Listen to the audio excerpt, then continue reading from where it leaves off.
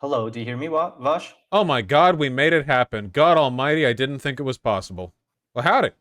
Hello? Yeah, how are you? I'm doing good. How about you? Thank you very much for trying this out and giving me this chance, even though I'm more dead than I thought I was. You're totally fine, and you have nothing to apologize for. However, it's been so long since we first talked that you're gonna have to remind me what we're talking about. What's up? What's on your mind? How you doing? Yeah, not bad. What about yourself, though? I'm doing okay. Looking up optimal pillows to sleep with. You know, I think it's time. It's time I upgraded from my $15 Target pillow. You know, I'm using a $3 Oh, yeah. wired Logitech Look, mouse right now. It's the only mouse I trust. I mean, if it works for you. Yeah, it's I don't know what else you'd really need from a mouse. Oh wait, now I got the cord Maybe tangled. Hold DPI, on. I Oh guess. god. Wait. Yeah. Okay. There we go. See, it had a wire, so it got caught on another wire. All right, we're good. Hello. So I have just one question. I posted a link to your stream on my social. So is that what people can click on when they want to listen to our debate? Yeah. Okay. Vosh.gg/live or the relevant YouTube live stream link. Okay. I only know about the live stream on YouTube, so that's what I shared. So how you doing? Yeah, not bad. So what we were going to talk about is actually my critique on the Kurzgesagt YouTube channel. So I made this video on December 22nd, I guess, and I think you reacted to it on like before Christmas. So it's been a long time, almost 2 months by now. So you probably forgot much of what you said then, but I didn't. I'm vengeful like that. Oh, good. Okay, you can fill in then for both of us. Now, I remember a lot of what I said. Um, Okay. a lot of the video came across as kind of conspiratorial to me. Now some of that was an aesthetic thing, right? Like the little like veneer around the video, the little like portrait framing the music. That's fine, you know. That's YouTube video stylization. There's nothing wrong with that. But I wanted to know more. A lot of the people in my community like your videos. I have only seen the one, so I can't make a fair evaluation of your content in general. But a lot of people in my community liked your videos. They thought that, you know, I maybe hadn't given the video a proper rap, and I was interested in hearing it from you. You know, um, some of the criticisms against Kurzgesagt. Right. So do you actually have specific questions, or do you want me to go over what you said last time chronologically, or I guess you can choose. Well, I remember everyone liked Kurzgesagt pretty much, like pretty much everyone, until Kurzgesagt started making videos that were a little bit more political and specifically a bit more optimistic. Because at first the videos were all like, you know, what is it like inside of a star? Big bomb, whatever. But then some of the videos were a bit more, you know, how do we address this geopolitical conflict? And some of those videos were sponsored by very wealthy donors, and people turned against Kurzgesagt on the left. I saw a lot of people suddenly talking about how they're whitewashing neoliberal propaganda. I didn't think these videos were perfect, but I thought they were okay, and I thought their process of disclosure was good as well. It seemed like they were pretty upfront with the fact that they were getting money to produce those videos, and you know, obviously, if they were getting money to do that, it would be because there was some kind of ideological alignment with them and the donor. Otherwise, the donor wouldn't pay. Like Bill Gates wouldn't pay me to make a video on capitalism. It wouldn't be to his interest. Yeah. So yeah, I don't know. It came across as maybe a bit selective with the anti-Kurzgesagt stuff, like maybe a bit more vindictive or conspiratorial. No, so just a minor correction. The If you're talking about the strictly political videos they've made, like for example on the immigration or I don't know what else is like just strictly political like that, I'm not aware that these videos have been funded by any of the billionaires that I covered in my critique. but the ones that were funded by the videos that were funded by these billionaires were videos like on vaccine side effects or neglected tropical diseases and stuff that does not necessarily come off as political. But if you listen carefully to what Kurzgesagt is saying, what kind of a message and takeaway they want their viewers to have from their videos, it's really promoting an agenda, which is a dirty word. So let's just say interest, because we can talk specifically about something like financial interest. So the problem with your reaction to my video is that you skipped quite a lot and you went back and forth, and then you just watched 11 seconds, then you lost interest and you moved on to something else. But if you listen to the important context, for example, with the anti-D video, you would see that Kurzgesagt is portraying a historical event that happened throughout the 2000s to 2010s. And they are trying to portray the pharmaceutical industry in a optimistic and positive light, which is not on itself a problem. The issue is that they are omitting a lot of historical context from the whole story. So in Kurzgesagt video on neglected tropical diseases, they're saying that governments couldn't solve these horrible diseases, so the big pharma stepped in to be the hero of humanity and save the days. And they're using this like superhero comic book symbolism. There is like this figure, like a silhouette of a person with a cape, so that signifies like a heroic person. And they tell this story that just the pharma industry just stepped in on their own with like nothing, no outside push, and they just decided to donate out of their own volition. That's the takeaway. But if you look at closely what was going on, the neglected tropical diseases are neglected mostly because the pharma industry did not find the solutions to these diseases profitable, which is why they were refusing to manufacture or donate their or fund projects that would actually address these diseases for decades. And they were criticized by big institutions such as the Doctors Without Borders or the World Health Organization itself. The initiative that the video is talking about is actually coming from the World Health Organization. It did not come from the pharma industry. They were kind of criticized and sort of forced into it. And the only way, or the only reason the pharma industry essentially, and by pharma industry, I actually mean like big pharma companies like, I think one is Novax or something like that, Merck. And so the reason they joined eventually is because pretty much like a significant portion, like the majority of the funding for all of these donations and programs in these different countries were coming from governments and charities, but mostly from governments like UK, Germany, the World Health Organization itself. So that was, for me, the first case study that I introduced in my critique to show people that, well, it's not the whole story. It's not just this positive story that we have big pharma companies donating medicine out of their own volition, out of their own will, and that's not how it went down. And then I pointed out segments that you also skipped in your takedown of my critique that I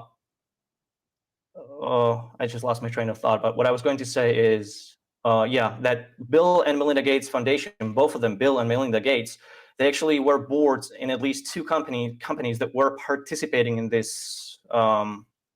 It's a London Declaration. It's in this NTD project. And they had major investments. I'm not talking about charitable donations. I'm talking about like for-profit investments in these companies. So to me, it sounded a lot like an advertisement, which is what I call it. It's a positive PR. It's PR is for public relations. And that's where I found an issue with how Kurzgesagt portrayed that particular story. Yeah, and I guess I can do that and let you comment. Yeah. Well, I don't know if I've actually seen that video of Kurzgesagt, so I can't meaningfully comment on what exactly is said in it. I do disagree with a lot of the work that the Bill and Melinda Gates Foundation have done in their vaccination stuff, because even though they've done like a lot of good at the face of things, they've also made a tremendous effort to maintain the private control over that, keeping it a philanthropic effort, which is, of course, preventing a lot of long-term systemic change. Um, is this is in there, the side effects of vaccines, how high is the risk video? No, no, that's the side effect of vaccine is a different one. The NTD, you have to, I think it's called like horrible diseases or something like that. The most gruesome parasites. That's how the video is called Gruesome on parasites. Kurzgesagt. Yes, that's the one. It's from 2016. So it's one of their first videos that they started working on when they received or when they were awarded the grant from the Bill and Melinda Gates Foundation to the tune of $570,000. They were awarded the grant in fall of 2015 over a period of 49 months. Gotcha. And it makes sense that they would want to launder the reputation on that. I don't remember that video coming up in the segments of your video that I watched, but you have accurately pointed out that I do tend to skip around on videos when chat links them. I so I haven't seen this video, so it's difficult for me to necessarily comment on its contents. Though I'm trying to skim right now through the what do they call it? The transcript of the video, so I can listen to you while reading it.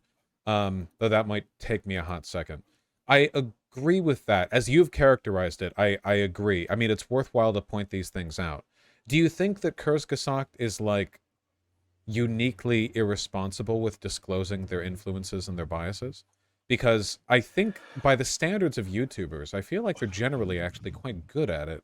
I mean, most YouTubers who make any kind of political content, after all, make money from it, and they often do so quite surreptitiously. Like right-wing media spheres are full of billionaire black money contracts that make it kind of impossible to know if anything's being said in good faith.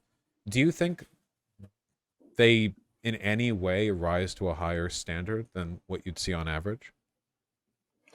I don't think they rise to a higher standard at all because even like YouTube standards are inconsistent. It's pretty much up to the creator themselves to decide where or how they want to disclose sponsorship.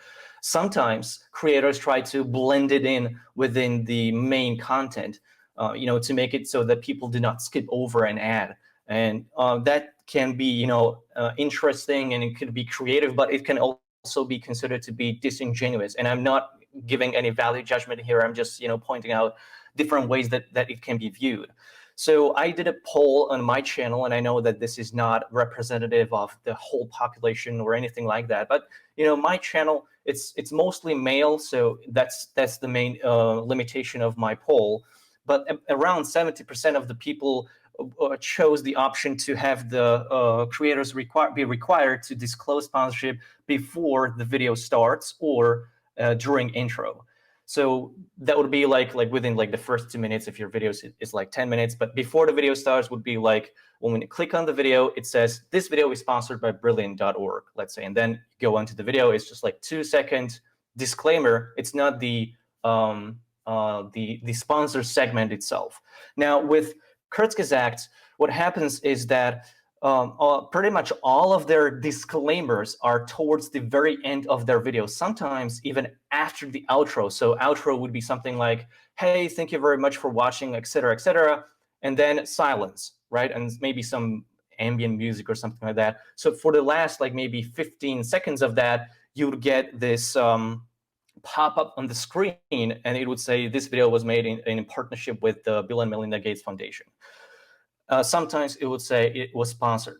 Now, sometimes that would be also disclaimed in the description, in the video description, but a lot of times it would not be disclosed in the description. And sometimes it would only be disclosed in the description, so not within the content of the video itself. I found several instances of this. Maybe I think there are 2 instances where they are just disclosing this in the description. I find this to be pretty disingenuous. I think the best and the ideal standard is to disclose the sponsorship upfront, all of them. And it's usually just one, but I think it should be upfront because that gives it straight away and unambiguous way for people to understand who is actually behind who's actually behind the video, So financially speaking. I get that. I consume a decent amount of YouTube content, and I've never really gotten the impression that Kurzgesagt is uniquely irresponsible with this stuff. Like in the video that we were talking about, I'd like to read a bit of the transcript since I finally finished skimming through it now. It said, here, humanity got an opportunity to show off what the industrialized production of medicine can achieve. The pharma industry stepped in to distribute the necessary drugs for free and promised to keep doing it till those 10 diseases were gone. By 2020, nearly 18 billion worth of drugs will have been distributed, the largest drug donation the world has ever seen. They also help to make sure the drugs actually get to where they're needed. By 2015 alone, or in 2015 alone, these treatments reached over 850 million people, more than the population of the EU and the US combined. Bad things happening generates headlines. Hundreds of millions of people overcoming extremely destructive diseases in an unprecedented act of cooperation doesn't. Stories like this are not told often enough. And then it says some stuff about how we should value positivity. And then about 15 seconds after that, it says the video was made possible in part from a grant due to the Bill and Melinda Gates Foundation and your support on patreon.com. I know that in some of their more recent videos, they have the disclosures a bit more directly. Sometimes they're listed a little closer to the front.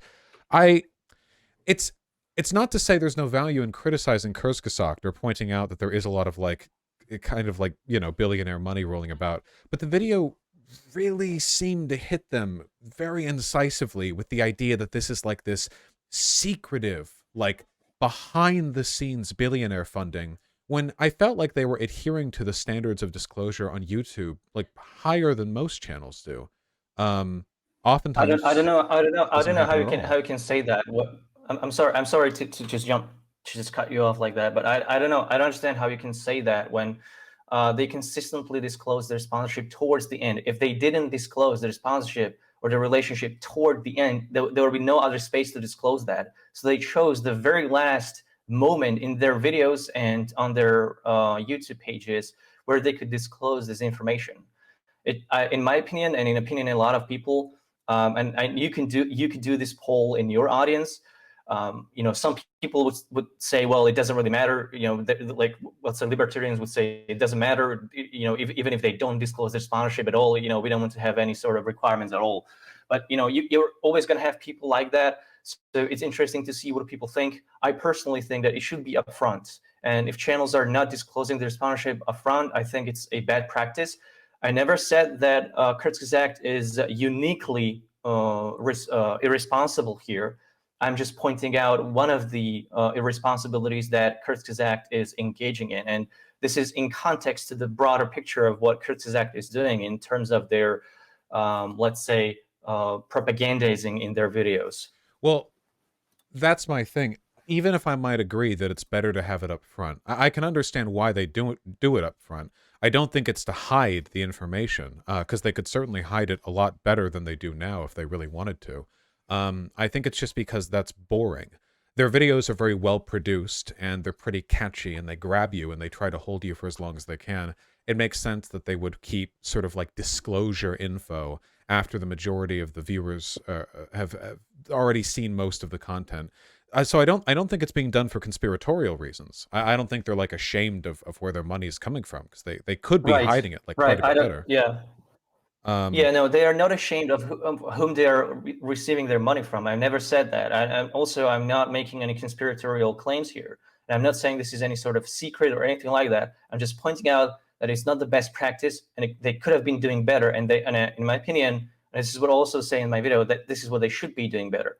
And I want to point out there's not a single conspiratorial claim in my video. I'm just, you know, this is part of the broader critique, and this is just one isolated point that's, you know, that's part of the whole critique. no, I understand that, but the video wasn't just like a best practices list. I mean, it is framed like a conspiracy unveiling, right?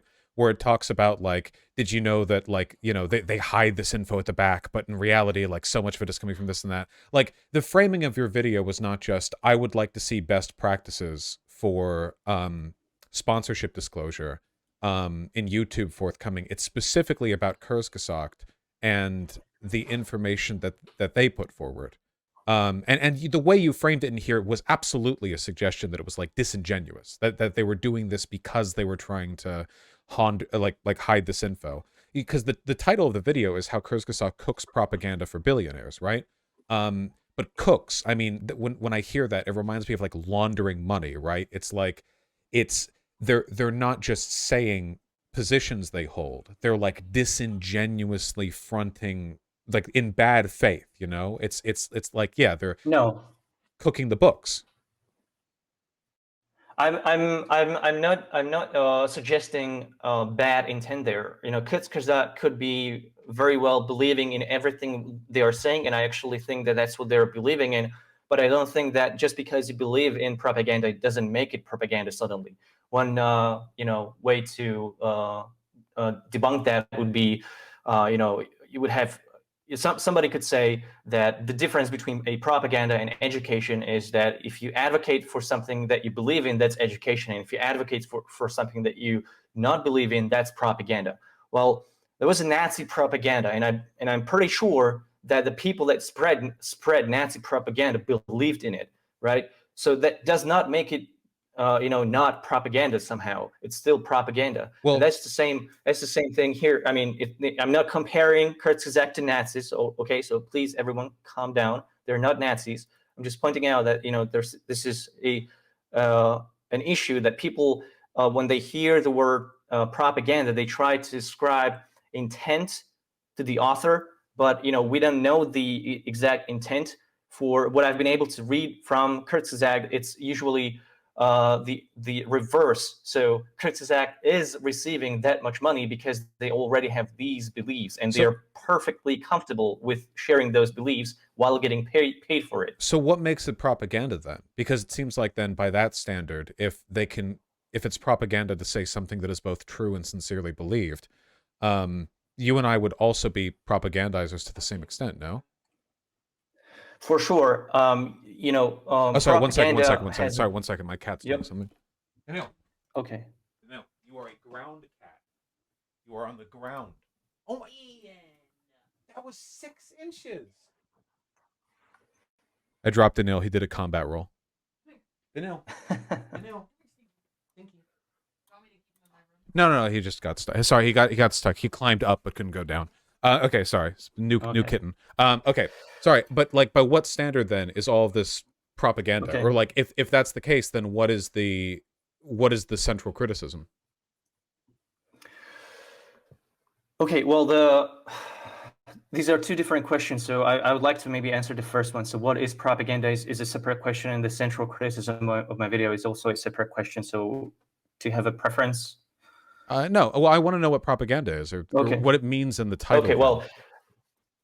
Okay. So propaganda is an extremely contested concept. In social sciences, contested concepts are basically ideas or concepts, terms that do not have one uniform definition that would have scientific consensus behind it. And this is something that differentiates social sciences from natural sciences, because social sciences are not exact. Therefore, nothing that can be said about anything in social science, that is sociology, political science, economics, is universally true. There are no laws here. So when I say something is propaganda, it's based on a theoretical framework or a theoretical set of definitions that some other framework can disagree with, but that does not mean that one is more true over the other. Do you think Kurzgesagt produces propaganda in the same way that you and I produce propaganda? I have not done research into you, so I don't know about you. But for myself, I can say no, because I'm not receiving funds from any sponsors at all, but specifically from sponsors that would like me to propagate any sort of information.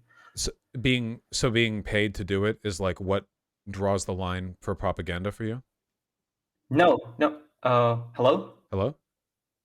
Yes, yes. Okay, I hear you. Right. So no, being paid to do it is not the line. But you asked me for a difference between, let's say, my propaganda and Kurzgesagt. Okay, it's just I don't necessarily disagree with what you're saying, but I remember the framing of the video being so direct and incisive about not disclosing stuff, about hiding information, about like disingenuously fronting the positions of their sponsors. And the title, How Kurzgesagt Cooks Propaganda for Billionaires, if that means, like, literally with no, like, loss in meaning, Kurzgesagt says things they believe, and billionaires who agree with them pay them for it. I mean, I feel like to that extent, we'd be describing a kind of propaganda and a kind of cooking that would be um, essentially ubiquitous to all published information, right?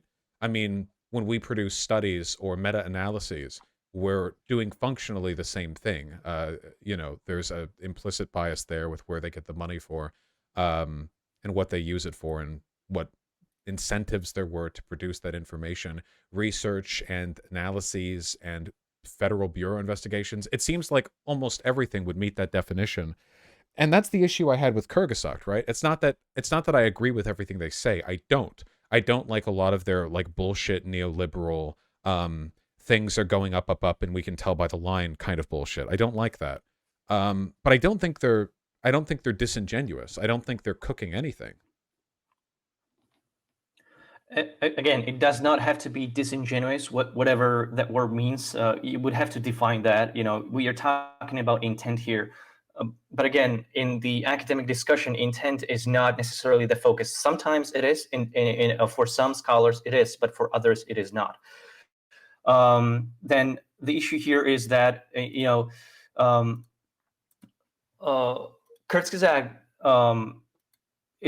can be doing propaganda based on the fact that they are trying to disseminate information with the intent to influence the opinions or behavior or emotions of others. But here is the thing: like you suggested that what Kurzgesagt is doing is no different from when scholars are doing meta-analysis or research. This is actually not correct, and we have to make this distinction very clear, because in science, this is the only field where we have this. We have the process of peer review, and this is a layer of sort of security that can filter really bad and propagandizing research from the correct and exact research. It is not perfect. You will still have bad research slipping through and getting published. That happens all the time, but at least it is a peer review process, and that peer review is supposed to be independent. So what that means is that in the article, you have the disclosure of the institution that the scientists belong to. You also have any sort of financial conflicts of interest. So if that research was funded, I don't have a problem with researchers, scientists receiving funding from pretty much anyone, although I do appreciate public funding or government funding the most. However, in media, and that goes for Kurzgesagt, it goes for the news outlets, TV, and even like Marvel movies and theater and art, you don't have that process. If you want to publish anything as a media company, it goes. And Kurzgesagt is not doing science. They're also not doing science education. What they're doing is science outreach. That's by their own words. And this means that science outreach, it's like science PR, science entertainment, something like that. You could learn something from their videos, but they are not an educational outlet, and Are they that not? sort of eliminates them.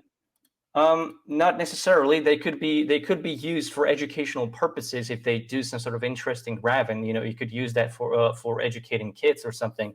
But it is not on its own and a science education. It does not replace it. I don't think it even complements it. And Philip Detmer himself, the CEO of Kurzgesagt, admitted publicly on the Reddit that Kurzgesagt is not doing science education. And also in 2019, they had some sort of a TED talk, but it probably wasn't TED. And they said that what they are doing is science outreach. So say that's true. It seems like kind of a semantic definition, right? I mean, they're producing education, the content that educates for entertainment. But it seems like, I mean, leaving aside the fact that peer review does not stop like the incredible amount of bias in like scientific papers published or anything, it seems like they're not doing anything that deviates from the standard of any kind of information dissemination that is funded in some fashion, right? Um, what I'm stressing here is like the amount of weight that was placed on the perceived untrustworthiness of Kurzgesagt in this video.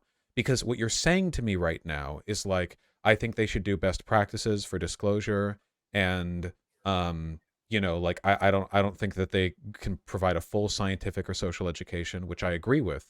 But the video is like this big expose on how like they are getting funding from all these sources, and they're getting more funding from those sources than they are from the Patreon. And you claimed that the sources have direct input on the script, even though Kurzgesagt has denied it. And it's the way it's structured in your video seems to like denounce as a source of information Kurzgesagt. But what I'm hearing right now are criticisms that feel they could be ubiquitously leveled at almost any channel that receives a sponsorship. To an extent, I would agree with this assessment because sponsorship does have influence on the content, and it could be as mundane as, for example, you would have some sort of a gardener making gardener videos, and one day they receive sponsorship from a gardening tool company, and they make a video and they say, "Well, I recommend these tools for gardening, and they're from this gardening company."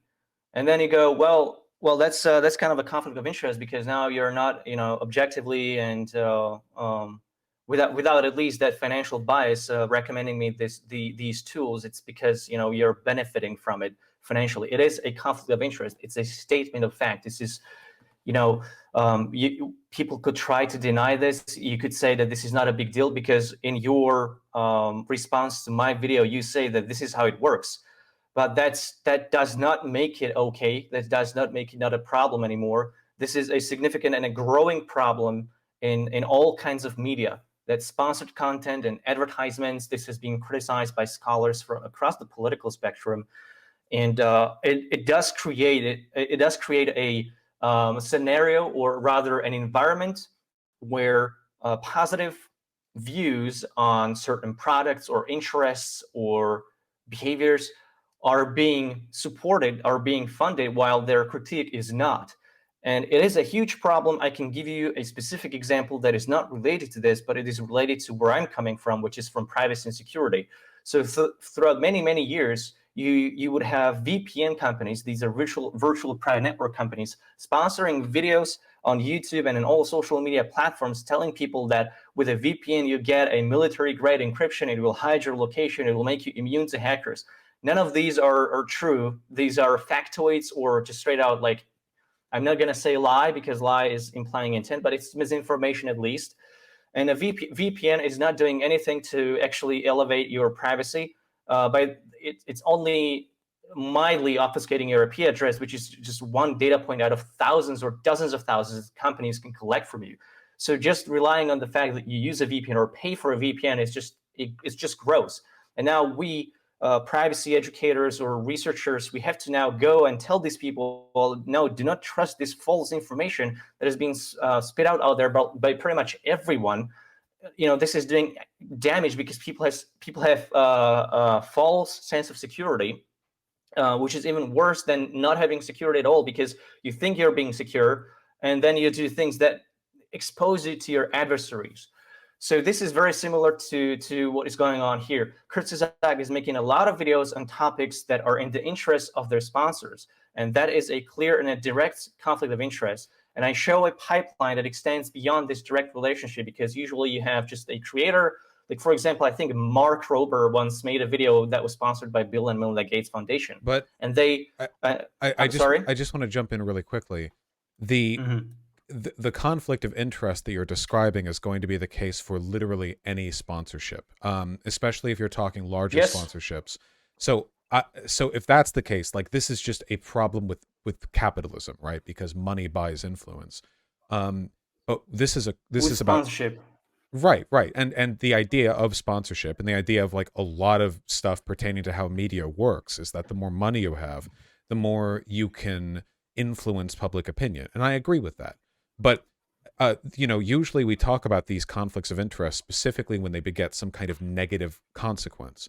So I guess my question would be, like, do you think Kurzgesagt is saying anything wrong as a product of Yes. okay, well then I want to talk about that, because if it's leading them, I also looked at some of the comments under your video too, and because I'm kind of going for like, I'm criticizing, I guess, the specific tone with which Kurzgesagt was attacked here. You know, a lot of these comments are like, here, my generation laughs at our grandparents for believing everything they see and hear on TV. I guess it's time to laugh at us for believing the internet. Um, I'll never be complacent. You know, we were duped. I'm disappointed in myself. When big money buys big influence, science is always the casualty. I don't agree with these I don't disagree with these in a vacuum, but the comments would definitely indicate that the content of the video is more than I want Kurzgesagt to engage in best practices and disclose sponsors that they already do disclose, but at the beginning rather than the end of the video. So what's the casualty then? Okay, so when you're looking at these comments underneath my video, you also have to put it into perspective against against the Kurzgesagt community and their comments, because they're almost uniformly viewed as an authoritative source on YouTube, and they are regarded extremely well to the point of mimicking cult-like following. And you know, I'm not gonna throw any more accusations against them, but you know, I found these problems there too. So what we have here is probably a product of filter bubbles rather than the exact reception from the respective videos, because all videos on YouTube have 98% like to dislike ratio. So when you go to Kurzgesagt videos, you're going to see people praising them and giving them all that, you know, positive feedback. And if you go to my videos, you're going to see the same thing. So I'm not sure if that's the most relevant comparison or takeaway. But I understand what you're trying to say here. So if you want, we can talk about the damage, but there is a lot that can be discussed here. So one of the critical points in my video is I found that Kurzgesagt is suggesting in a lot of their videos on climate change and related issues such as GMOs and nuclear energy and related stuff, solutions that are directly, and I mean financially, benefiting the investments of their sponsors. And Okay. I find this to be pretty. Hello. No, okay, but like, what are those solutions? Because if they're good Right. So, okay. solutions, Well, then I'm gonna go ahead. I'm gonna go ahead with this. So one of the solutions is, for example, a barrage of solutions such as a new generation of nuclear power plants, an emphasis on new generation, low carbon cement and steel, and alternative meat, you know, like fake meat, you know, not meat actually from lab or animals, but like, you know, mycoprotein meat, for example, and carbon capture. And they really emphasize this message that the future innovations and investments in these innovations will help solve the climate change. But the current models, you know, that's actually from one of the sources in Kurzgesagt videos, is actually from IPCC, which is Intergovernmental Panel for Climate Change.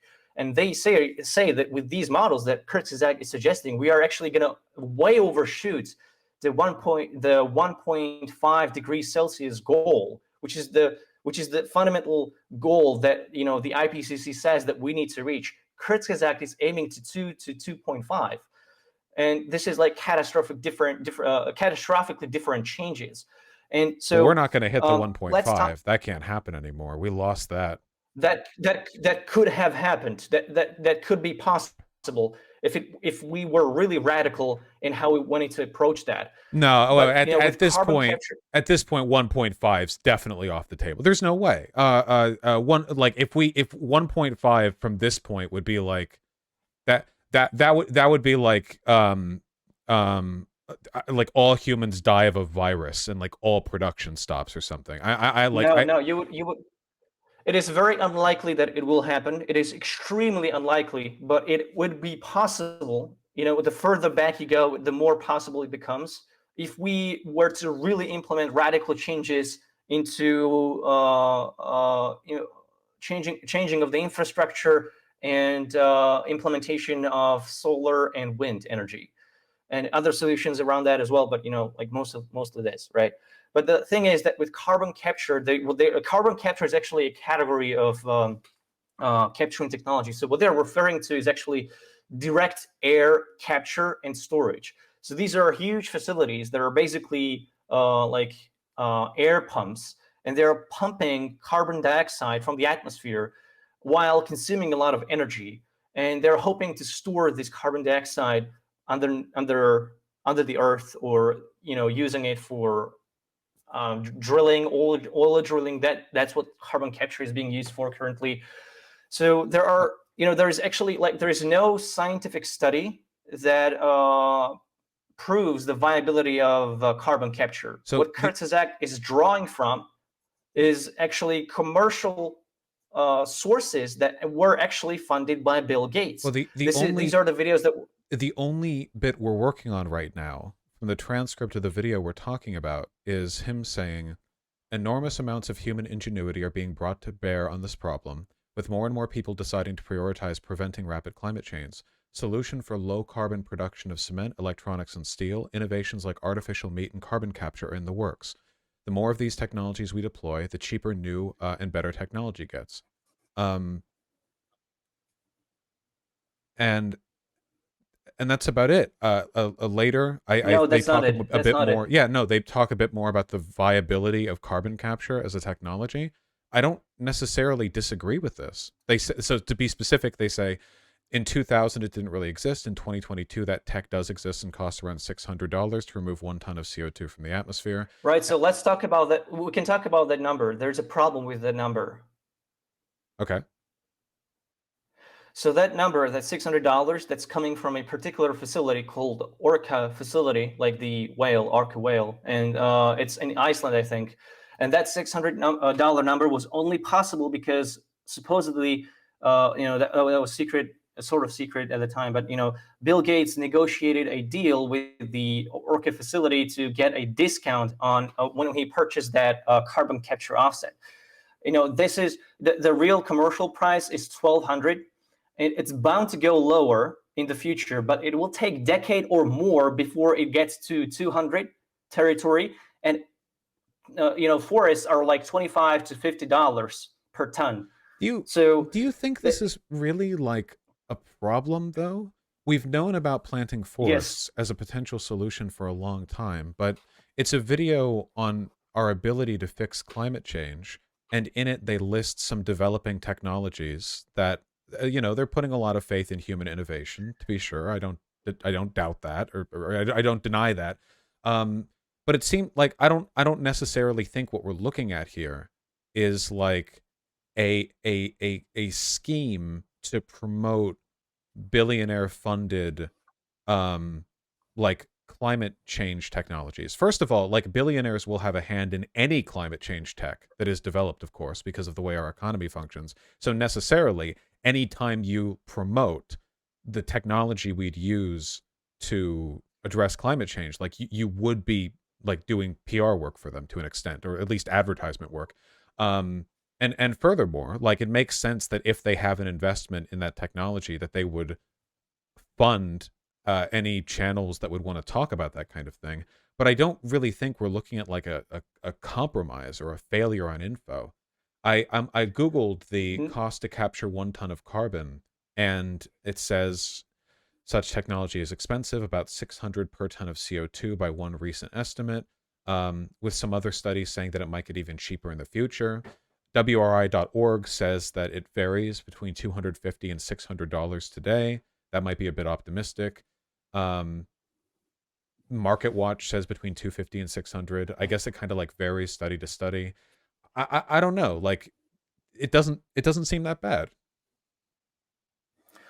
right. So I'm not saying it doesn't make sense. The reason the fact that it makes sense for them to do it does not make it not problematic or not worth the criticism. The issue here is that you're trying to dispute things that are not disputable. Like, it's a matter of fact that Kurzgesagt pulled information from a Gates-funded magazine, who pulled the information from a Gates-funded facility, and that video is sponsored by Bill Gates as well. So I'm just pointing out that if they should have gone out of their way to make sure there is a degree of separation between their sources, between their sponsors, between the information that they're pulling from, because now this is literally just like an advertisement for whatever is Bill Gates investing in. The problem here is that there is no scientific consensus that direct air capture is viable or will be viable. There is no proof that's the case. Now, it could be in the future, but it could also not. It could be too late. It could be too little too late. It could be that the problem with carbon capture right now today is that these companies that are pushing all of these amazing numbers that are not even that amazing, but they are trying to make them look better than they really are, is that they're skewing them. They're not telling the whole story. Like, part of the story of carbon capture, of direct air capture, is that they're consuming a lot of energy, and that energy has to come from somewhere. For a lot of companies, that energy is coming from fossil fuels. For others, it's coming from renewables. But that energy that's being used for carbon capture could have been used for something else that could be more successful at reducing those emissions. But all the Now, all the video says is, as investment pours in and the technology matures and begins to scale, it's likely these costs will plummet over the next few decades. Which that's not the only thing they say. In another video, which is also about climate change. By the way, one of these, there's 4 videos on climate change. One of them is not sponsored by Bill Gates, and it might be this one. But another one that is sponsored by Bill Gates, I don't know. It's either can you fix climate change, or what can you something do like to that. fix climate change? Something like that. Something like that, yeah. There's 4 of them. So if you go to their YouTube page and you type in into the search climate change, you will get a like just a filtered version of their climate change videos. So yeah, there, yeah. So so in one of their videos, what they are saying is that they're asking a rhetorical question. Is there a technology that could allow us to continue our standards of living, meaning consuming meat and buying gasoline cars, without having to without destroying the planet and having to cut on our standards of living? And then they continue and say, in principle, this technology already exists, and they go on to explain direct air capture works to pull carbon dioxide from the atmosphere, and then they say it would cost $10 trillion a year. Now that number is pretty dubious. I calculated with the Orca facility we would need somewhere more than 8 million of these facilities. It would be around 20 trillion. But even if it's 10 trillion, that's a lot of money. And they're saying that money could have been available today, but it's not, because governments don't want to do that, because the money is going to other things and lobbying and campaigning and whatever. Well, from what I see in the transcript, it seems like in this video he's saying basically right now carbon capture is ineffective because with the tech we have right now it would cost trillions and trillions of dollars yearly. Okay, I'm gonna look for that video. And then it says, meanwhile, very costly solutions for a far-off problem like carbon capture seem like they can wait, as technically no one benefits from it right now. So it's basically just saying, like, it might be effective in the future, but it needs investment, which is kind of what's being said in the first video we were talking about, that carbon capture isn't currently effective, but with human ingenuity and time and money, it's likely the cost of extracting carbon from the atmosphere will go down a lot. Okay, so the video is "Can you fix climate change?" Mm-hmm. That's the video that it's called, and the timestamp is 7/19. Yes. And it says, in principle, this technology already exists. It would cost $10 trillion. And then it goes to explain why the investment is not happening. And it does say that it would not benefit anyone. That's one of the biggest problems with carbon capture, is it does not have a business model really. And it would have to be heavily subsidized by the governments, which means that the governments would have to tax people in order to pour investments into these technologies. And at some point, it's going to have to happen. But that's what he's saying in the other video too. In the new one, he's saying that with some human ingenuity and advancement, in 2000 it didn't really exist. In 2022 it does exist and costs such and such. As the investment pours in and the technology matures and begins to scale, it's likely the cost will plummet. That seems consistent between both videos, that it's not currently effective, but it's getting better, and that with enough time it might get like viably good. Right, but this is only coming from these companies. This is not coming from the scientific consensus. The consensus is not saying this. The academia is actually warning against, which is in my videos there are references to what the academia says, and the academia is actually warning against relying on negative emission technologies and solutions, because they are a gamble. It's not proven that it would work to prevent the catastrophic climate change. What it would work is that it would eventually become, hugely profitable. It would be a multi-trillion-dollar industry at some point. But at that point, it could be very much late for a lot of people. That's the problem. Kurzgesagt is pulling all of this information from sources that are incentivized to say all of these things because they're going to make money from it. The statements that he's making are accurate. The idea that carbon No, capture technology will get more efficient with time, that's the case for we don't basically know every that. well, that's the case for basically all technology to have ever existed, is that if you put enough time and investment into it, it gets cheaper. Not to mention, not all That's carbon not capture. true. Well, That's that. wait. Not to mention, like, um, not all carbon capture is direct air capture either. Like, having viable carbon capture, for example, like at top of smokestacks in factories, so that rather than pulling it just randomly from the air, you're getting it like to have a zero emission factory or something, or like a zero emission coal plant, or something like that. That would be like a more immediately viable implementation of that technology with probably not that much more investment than we have now. At least cleaning it or scrubbing it somewhat. It's like I feel like the only statement he's making here is that like good things can be done if we're willing to put in the time and energy and ingenuity, and I don't disagree with No, that.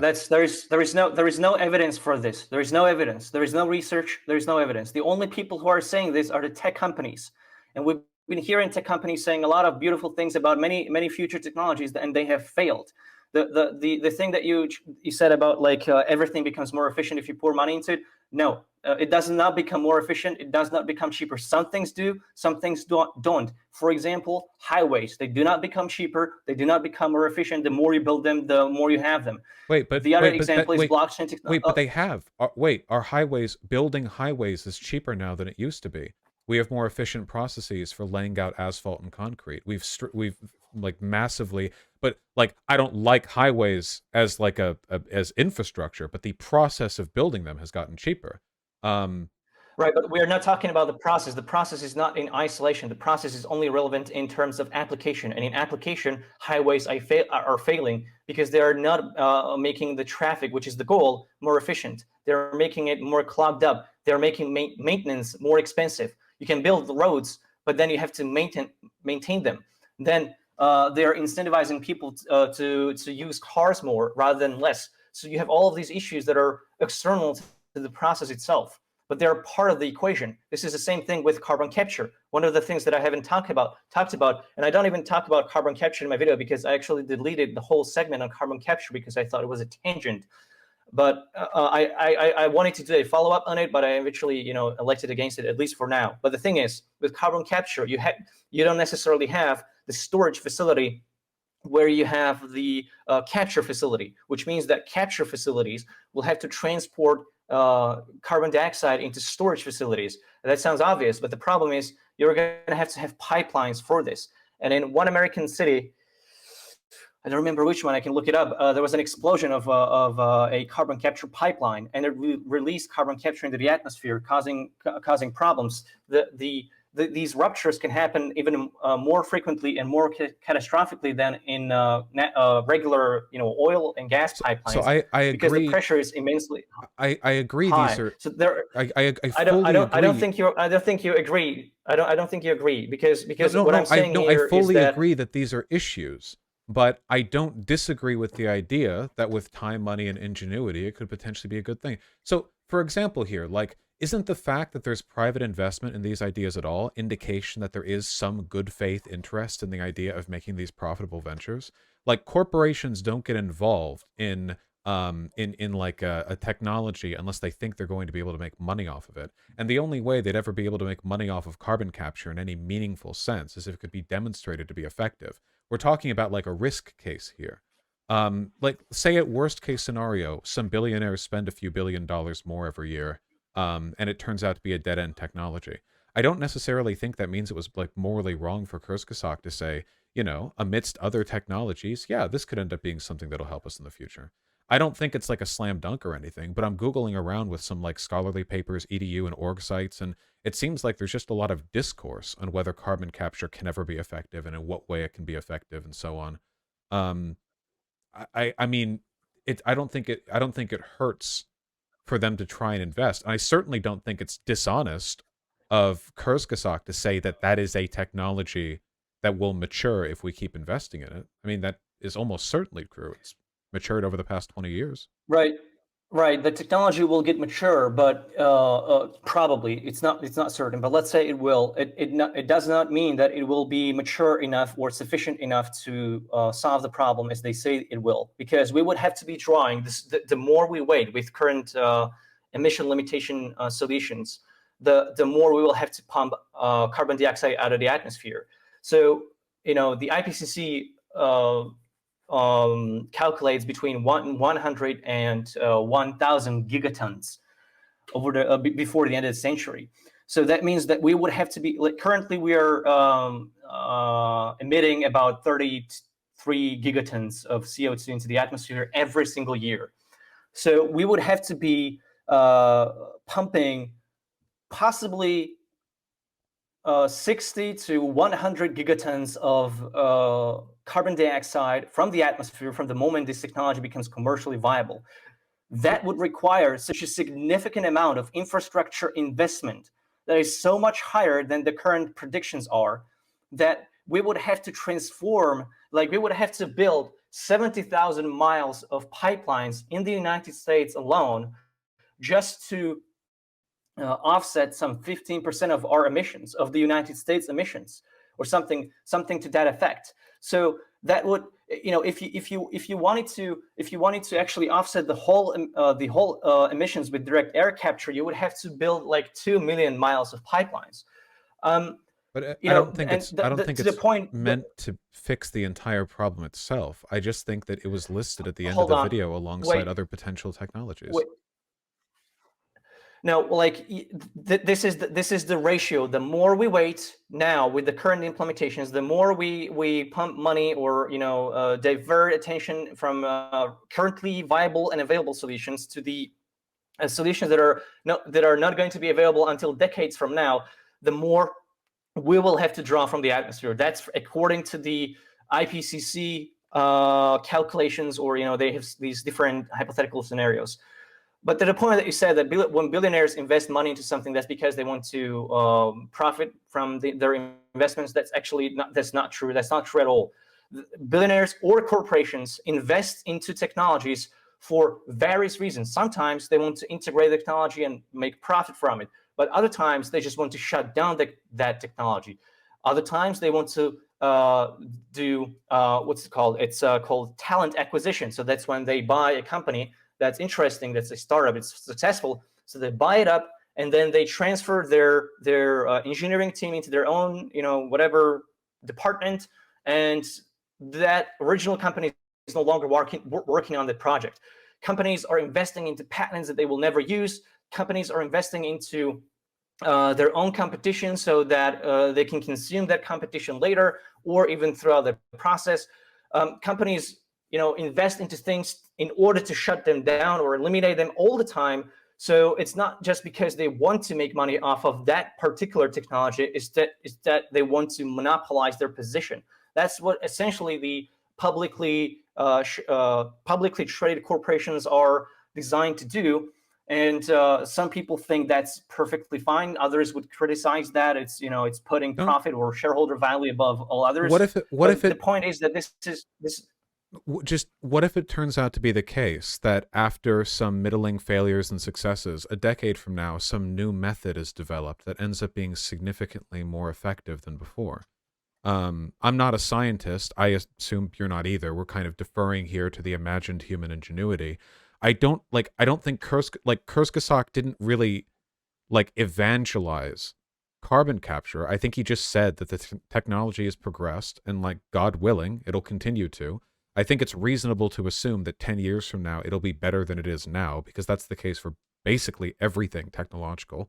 Maybe some new thing kicks over. Keep in mind, solar energy was really inefficient and expensive up until recently. The price of energy from solar panels has dropped massively in the past decade, but 40 years ago, 50 years ago, people were still saying we should start making moves on solar energy. Back then, a kilowatt of energy would have been like many times more expensive from a solar panel than it would have been from a coal plant.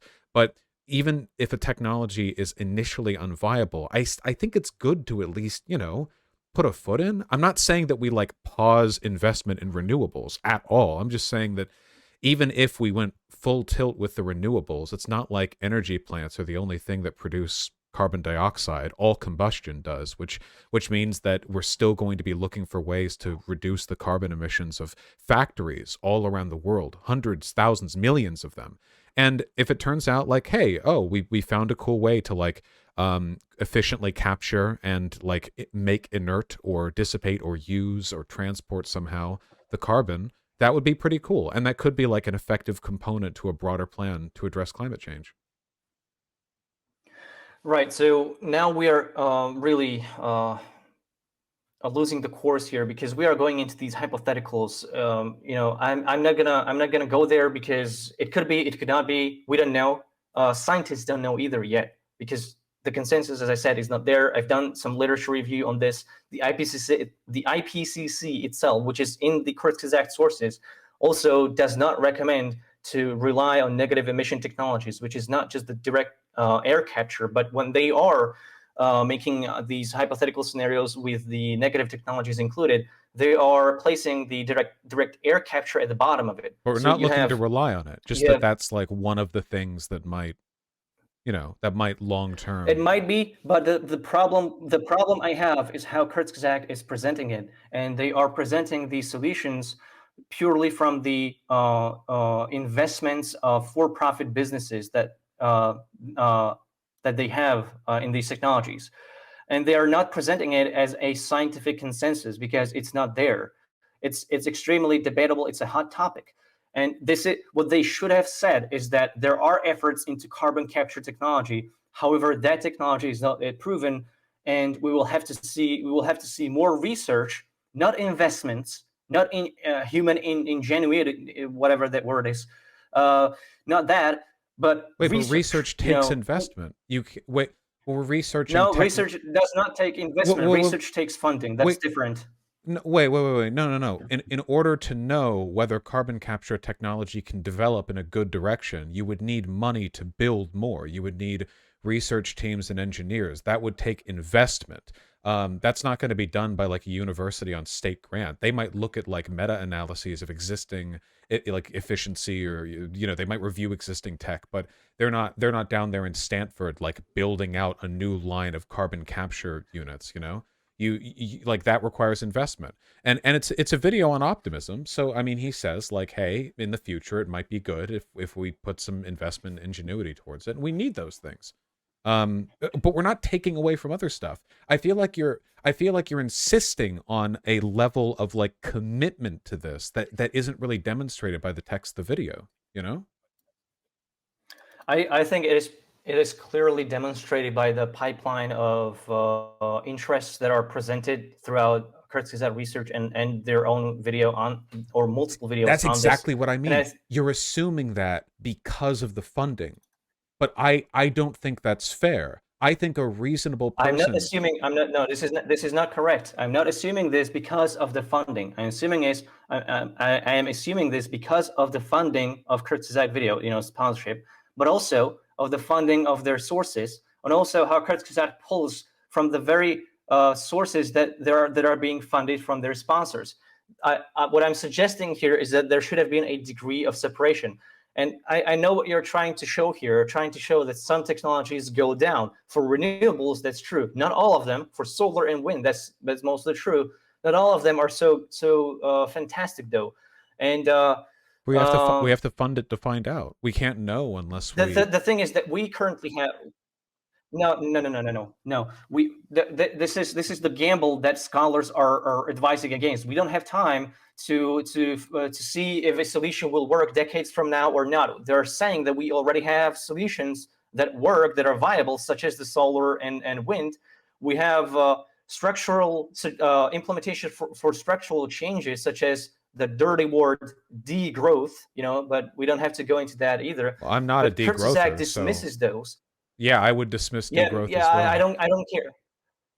Well, I don't care what you would dismiss or what anyone would dismiss, but I'm not invested in either. But I'm saying that there's a broad literature that is absent from critical research because they are highlighting issues that coincide with the interests of their sponsors. okay, That's what my video is saying, and there's more than enough proof of that's that. the sponsors would only sponsor them if their interests were aligned. Like you're putting Exactly, that's fine. you're putting the That's cart before fine. the horse. But this is no. This is a common fallacy. Like, just because this is how it works, this was a whole your a lot of your critique was this is how it works, right? Okay, so this is how it works is how Bill Gates managed to convince a university to not release a patent for a publicly researched vaccine. That was the University of Oxford. I don't know what that Bill has to do Gates, with this. everything, because Bill Gates is implementing the same solution, the same principle that he took over from Microsoft throughout his philanthropy. He's believing in a kind of philanthropy that is pushing for-profit businesses and is looking for profitable Yeah, solutions. of course, he's an So investor. that The only thing the video says is carbon capture might be viable in the future if time and money is put into it, which is an objectively... that's not the only. That's not the only. No, that is what the That's not the video only thing said. that the video says. That is what it said on carbon Nope. capture. The other stuff that it said that wasn't on carbon capture was on artificial meat, electronics and steel, and low carbon production of cement. Low carbon production of cement, electronics, and steel. If he is Okay. repping Hello? things, yes. Hello. Hello. 1 second. Hello. Uh-oh. Hello. Hello. Yes, I hear you. I hear you. Okay, I hear you as well. And he says that carbon capture is in the works. Like, even in the video, the term he uses is in the works. Like, it is being worked on. Keep in mind that, like, back in the 1980s, if people back then cared about climate change and they were talking about what solutions there could be to carbon emissions, they would probably dissuade people from caring that much about wind or solar. They'd be like, go nuclear, fixate on nuclear, like, forget that, we don't have time for that. But in the long run, it turns out that solar is actually a lot cheaper than nuclear and a lot better in a lot of other ways too. I just don't see what the harm is in just saying, with time and money, this might turn out to be better. It's not like this is taking away from any other kind of solution. We should try all of them. We should invest broadly.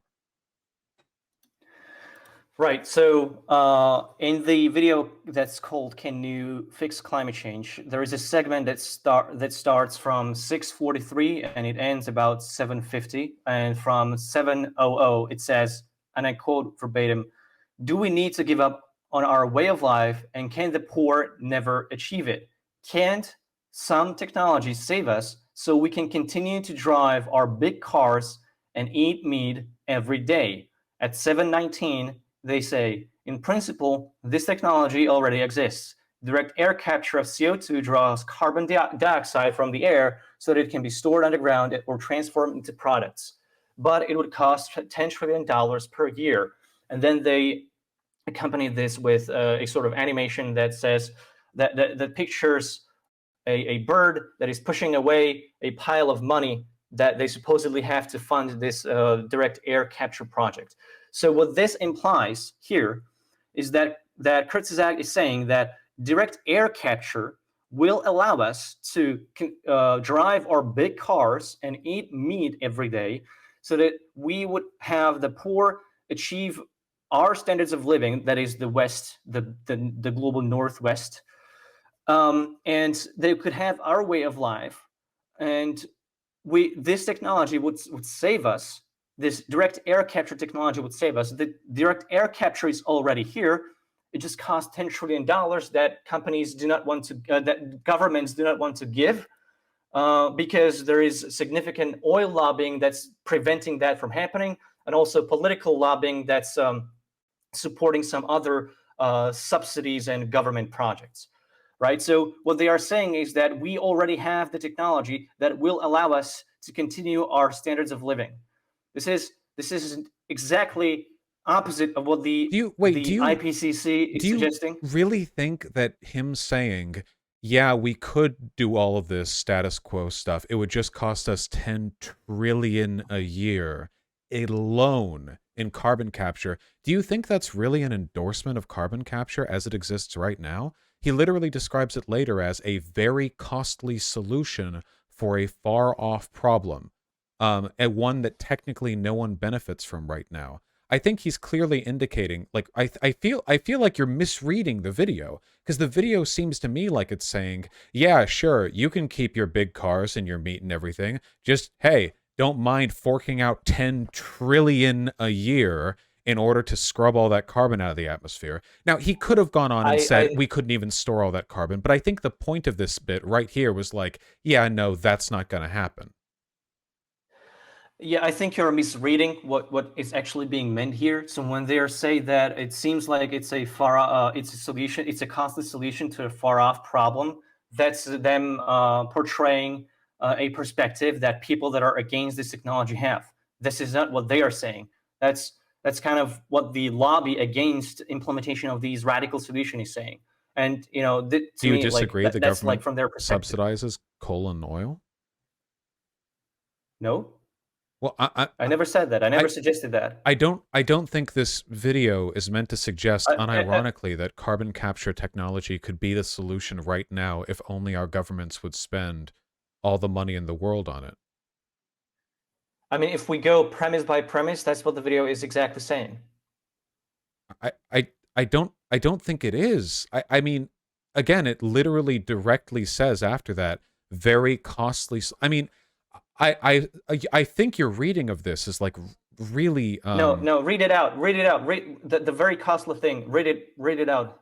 Meanwhile, very costly solutions for a far-off problem like carbon capture seem like they can wait, as technically no one benefits from it right now.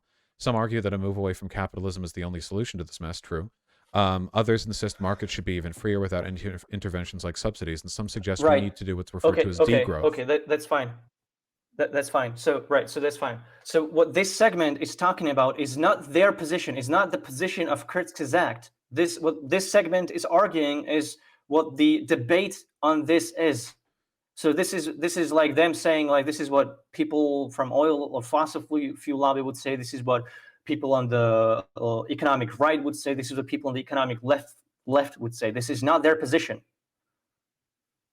I I do not think that this portion of the video is saying that carbon capture is ready. We just need to dump all the money on it. Like it's facetiously saying that our government has bad priorities when it comes to where it spends its money, which I agree. And it is true that in principle, carbon capture technology would allow us to not do anything because it would literally scrub the carbon out of the air. But that's in principle. Obviously, that's not practical for monetary reasons, energy production, storage of CO2. I I don't think I don't think this is a sensible reading of the content here. I feel like they're just advertising carbon capture as one of many like potential ways that this could be addressed moving forward. Um, like at the end of the video, it says many low carbon technologies still need a lot of time and research, which means they're expensive.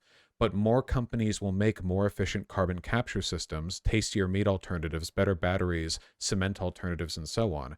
If it says need a lot of time and research and then lead into carbon capture, I feel like they're both indicating the same point, both of these videos, right? That carbon capture technology needs a lot of time and research. It says it here and it says it in the other video as well. I don't think, I don't even know if carbon capture is going to fix all of our problems. I just don't think it's morally wrong for Kurzgesagt to list it amongst other potential like ways that we could fix this in the long run. I don't think I don't know about morals, but I just don't think I'm not prescribing any moral positions here. I just don't think that this is an accurate representation of what the academic community has to say. And from my reading of it, I have some references in my video that I can pull up if you want to.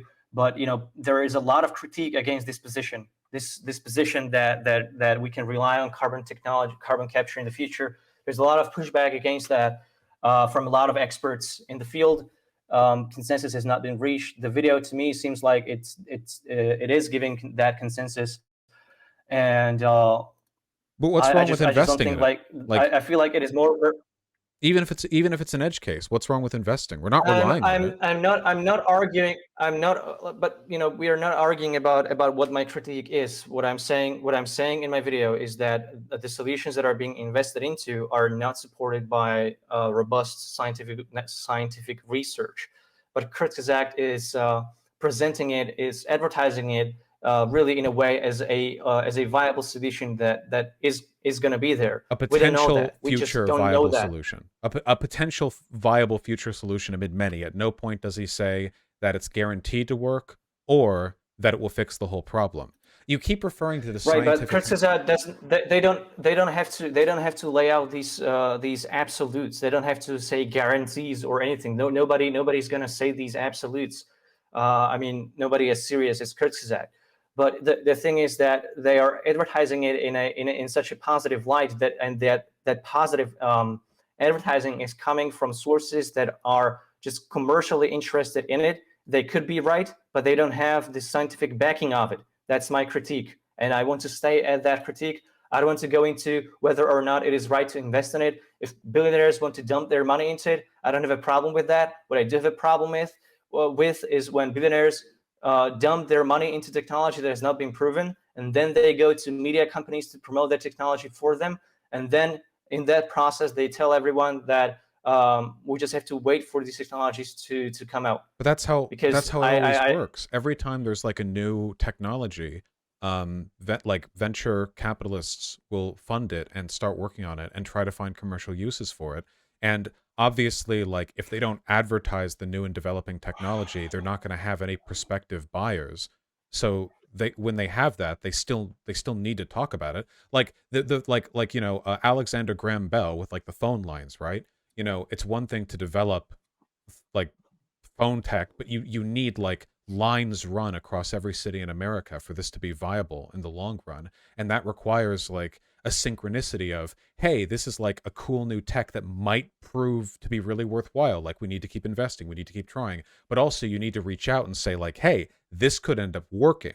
The only issue I would really have, I think, is if I felt like this was being done disingenuously. But where could I go to find like a scientific consensus that we shouldn't invest in any kind of carbon capture research?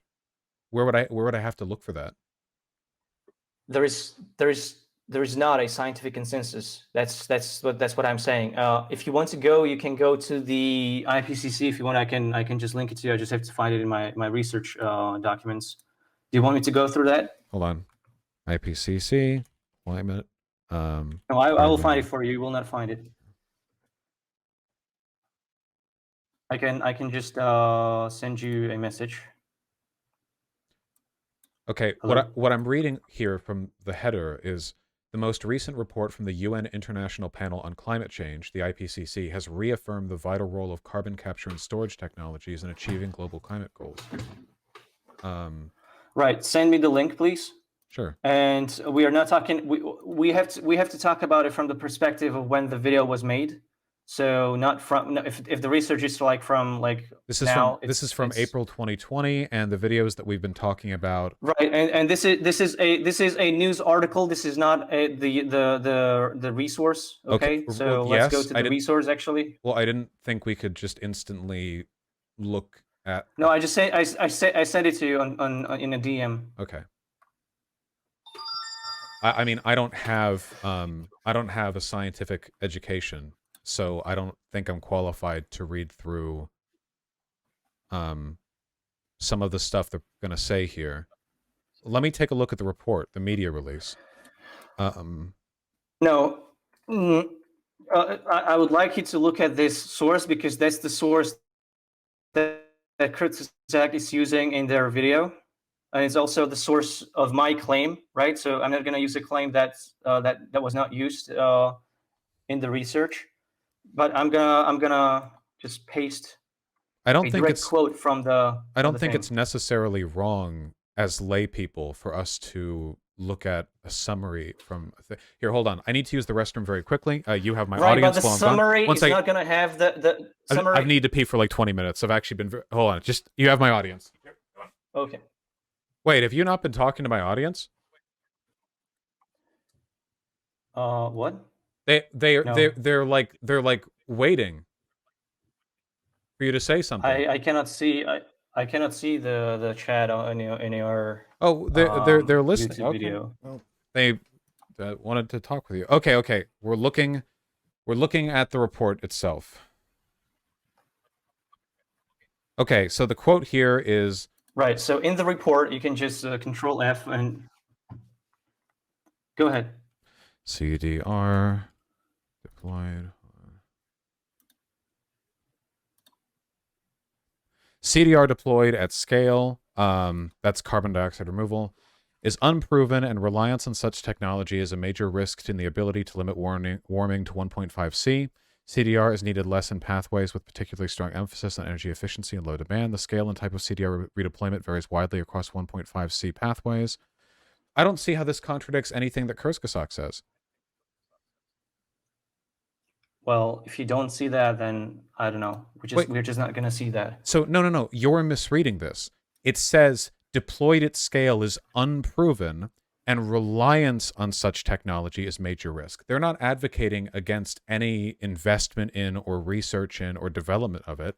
They're saying that you shouldn't rely on it entirely. Yeah, at scale. I'm not advocating against investment in these technologies either. If people want to invest in it, go for it. I'm just saying that in my reading of Kurzgesagt video, they're making it seem like it's a technology that, given enough scale, would be able to maintain our high standards of living. That is, big cars and eating meat, and it just costs money.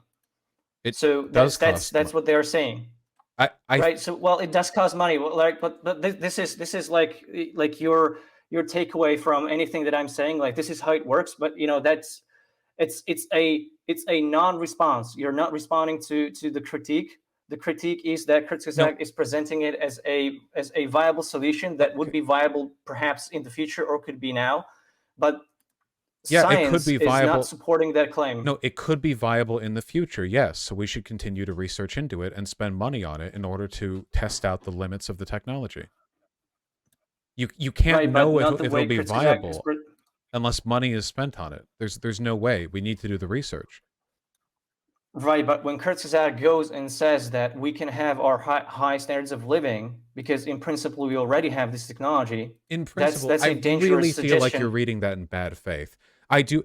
Listen, Kurzgesagt has multiple videos on climate change. If Kurzgesagt sincerely believed that we actually just needed to screw it, let's just spend 10 trillion a year doing carbon capture and that'll fix our problems, I feel like we would have heard more of it than from a facetious section in a video in which he amends the statement by clearly stating that it's a technology that needs more time and work. I genuinely feel like you're assigning a ridiculously low level of faith to what Kurzgesagt was saying there, when all it seems like he was saying was, yeah, like, we could keep our giant cars and our meat. All we have to do is spend a million, billion, trillion. And then later on, he's like, okay, well, these tech needs more work. I don't think there's anything wrong with that. Where does he say that it needs more work? And at the end, in both videos, he describes it as like, technology that needs more work. In the video we're talking about now, it said many low carbon technologies still need a lot of time and research, which means they are expensive, but more companies will continue to make more efficient carbon capture systems, tasty meat alternatives, better batteries, and so on. So even in this video, he's saying like, okay, well, tech will continue to work it out. Because right now, our batteries do kind of suck for what we're talking about. And we don't really have good meat alternatives, at least not that much, and they're pretty expensive. But given enough time and investment, we might be able to have them better in a way that allows us to maintain some of our current standard of living without having to do this gigantic degrowth thing. Right. So there is a spectrum of solutions between degrowth and investing in solutions that might or might not work in the future.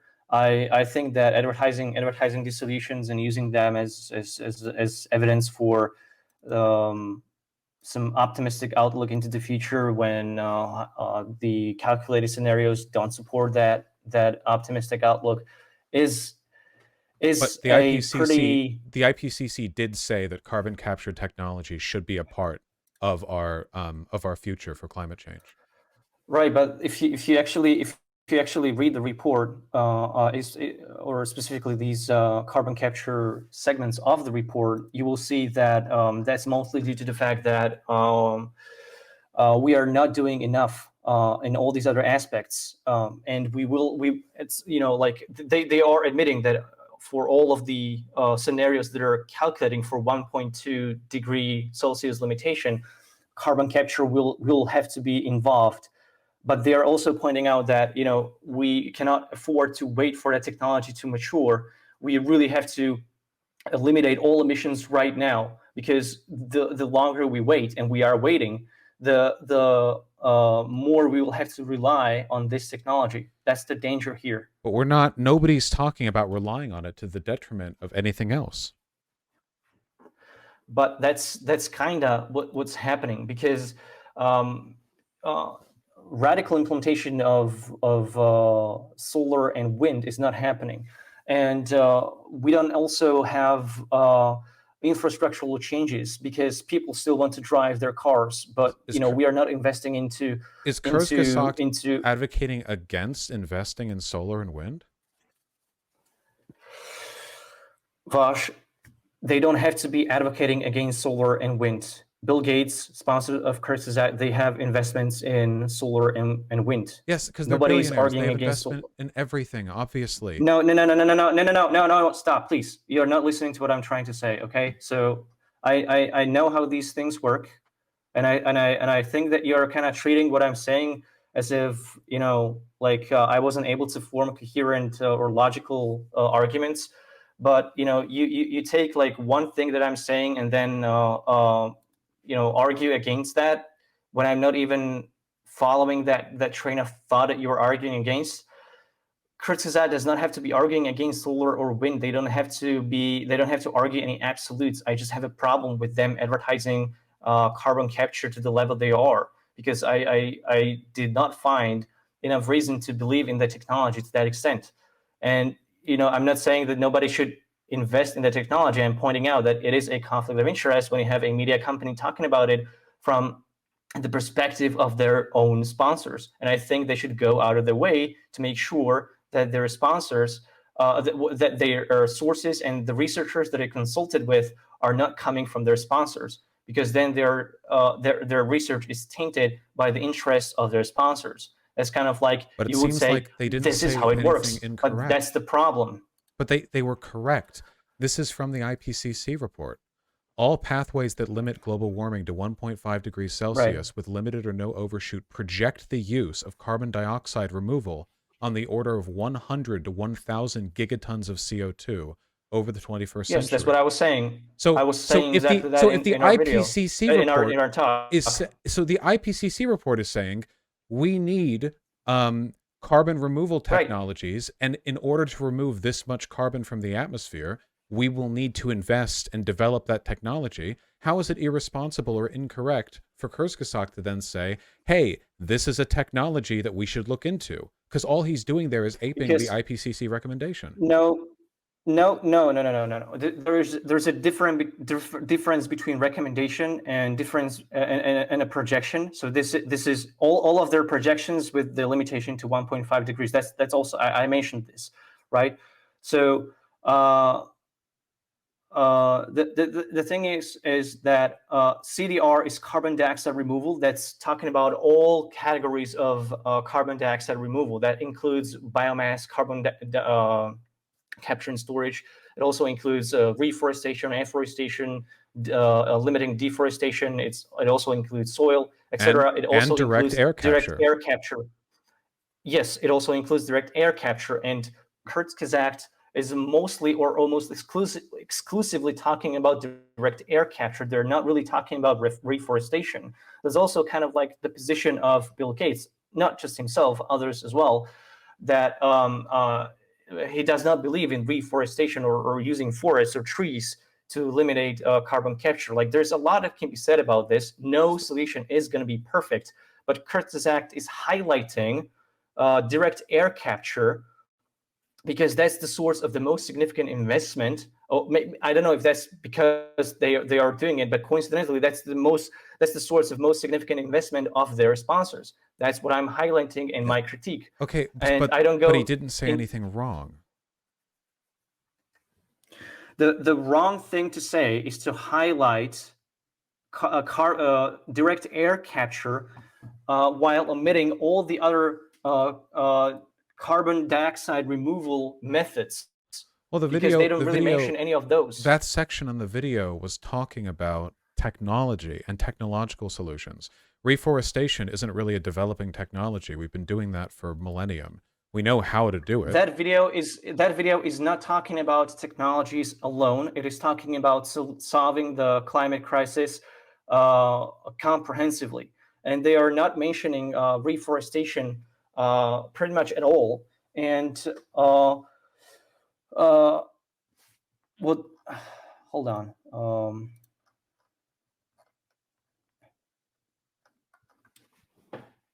The thing is, I actually wanted to go back to what the original point of our discussion is this propaganda. The thing is, you're trying to prove, you're trying to like move the goalposts. Like, is there anything wrong with investing? Is there anything wrong they're saying?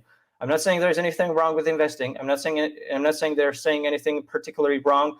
I've said they are saying something wrong, and I believe in those assertions. But they don't have to say anything wrong or untruthful in order for their work to be propagandizing, right? Because propaganda, like a lot of people say, propaganda has to be wrong in order to be propaganda. It could be correct. It could be truthful. The thing is that according to many academic definitions, propaganda oftentimes omits certain information. It's oftentimes looking at truthful information from a certain perspective. That's what makes it propaganda, because it's influencing people to look at issues from a certain perspective. And that's why I'm making the assertion that what Kurzgesagt is doing is propaganda. That's why I'm not going into depth and in-depth debates and literature reviews into why any of these solutions are conclusively wrong or insufficient. Because in a lot of these solutions, there's just no consensus. So we cannot say either of the other way. And I'm not making these assertions, these conclusions about these technologies, whether they are sufficient or not. I'm just saying that they lack robust scientific backing, and Kurzgesagt is portraying itself as this unbiased, easily digestible source of scientific consensus. But this is not what they are doing, at least in these videos, because they are not drawing from the scientific consensus to make these conclusions. They're highlighting a particular method of carbon capture that happens to correlate with one of the primary investments of their sponsors. That's what I'm highlighting. It could very well be right. It could very well work, but it is propagandizing at the moment. My issue isn't whether or not it's propaganda, because I think that you and I both meet my standard of whether or not we produce propaganda, because we're intent on changing people's opinions, and we selectively cultivate information in order to do so. My problem is, at this point now, it's like, I think that it's bad that while discussing a subject for which there are literally thousands of avenues of potential redress, spanning the reach of basically every discipline we have, he highlighted a couple of them, and those ones which are correct overlap with the ones that there's an investment in from the person who funded the video. But if we're to take that, like, it seems like by that standard, it seems like almost any sponsored video would fall within this purview. If he had talked about reforestation as well, there would have been 1,000 other things he wouldn't have talked about. Like, there's always going to be a degree of preferentialism here. The point of the video wasn't like, ignore reforestation or ignore this or ignore that. It was about, like, these are technologies that could potentially address this in the future with time and work and effort. And also, hey, this is funded by the Bill and Melinda Gates Foundation. You know, check out the link in the description. And I I guess I don't see why people in the responses to your video were like, I don't know if I'll ever trust them again. Like, we all know that people produce videos on varied subjects and cultivate the information based on their biases. There's no way to produce an unbiased video on climate change. The IPCC report is 600 pages long. There's no way you could make a video that's like an impartial, unbiased assessment of all of it. But then why the vitriol, right? Like, why the worry? The concern seems so disproportionate. Right. So there are a lot of things that you have said here. You're kind of like holding me accountable for the comments that people leave on my video. I'm not responsible for that. They I'm made not those leading comments people into having these. because of your video, though. Right. Your But video made that happen. right. Right. Okay. What I'm trying, well, I can talk about you, your community. You have dishonestly and viciously portrayed me as a conspiracy theorist. People in your community have said things that are factually incorrect about me, such as that I am anti-vaxxer. You told me that, I'm sorry, you didn't tell me. You told your audience that I am against GMOs, that Bill Gates is right on this. Your whole portrayal of my character was a caricature, right? And this is what you did, right? You said these things specifically. So if you want to criticize me for the comments that people leave on my video, like I just think that's dishonest. I just want to focus on what I'm actually saying. So like you divert from the points that I'm making to argue against something that I'm not, and that's my problem with your response here. I'm strictly focusing. I have a very narrow focus on a specific things that I have problems with that Kurzgesagt is doing. You could argue that both you and I are engaging in propaganda. Wait, hold on. No, wait. Engaging in propaganda. So I just. No, I want to finish this point. Okay, sure, go on. And this.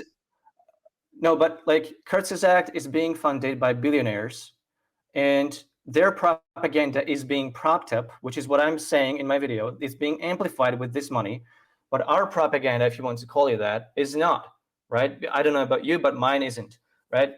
I'm being propped up by viewer funds, which is Patreon, and YouTube ad revenue, which is pretty abysmal. And that's pretty much all. Like, my videos don't pay for themselves. I basically rely on Patreon, and that doesn't mean that I'm without bias. That doesn't mean that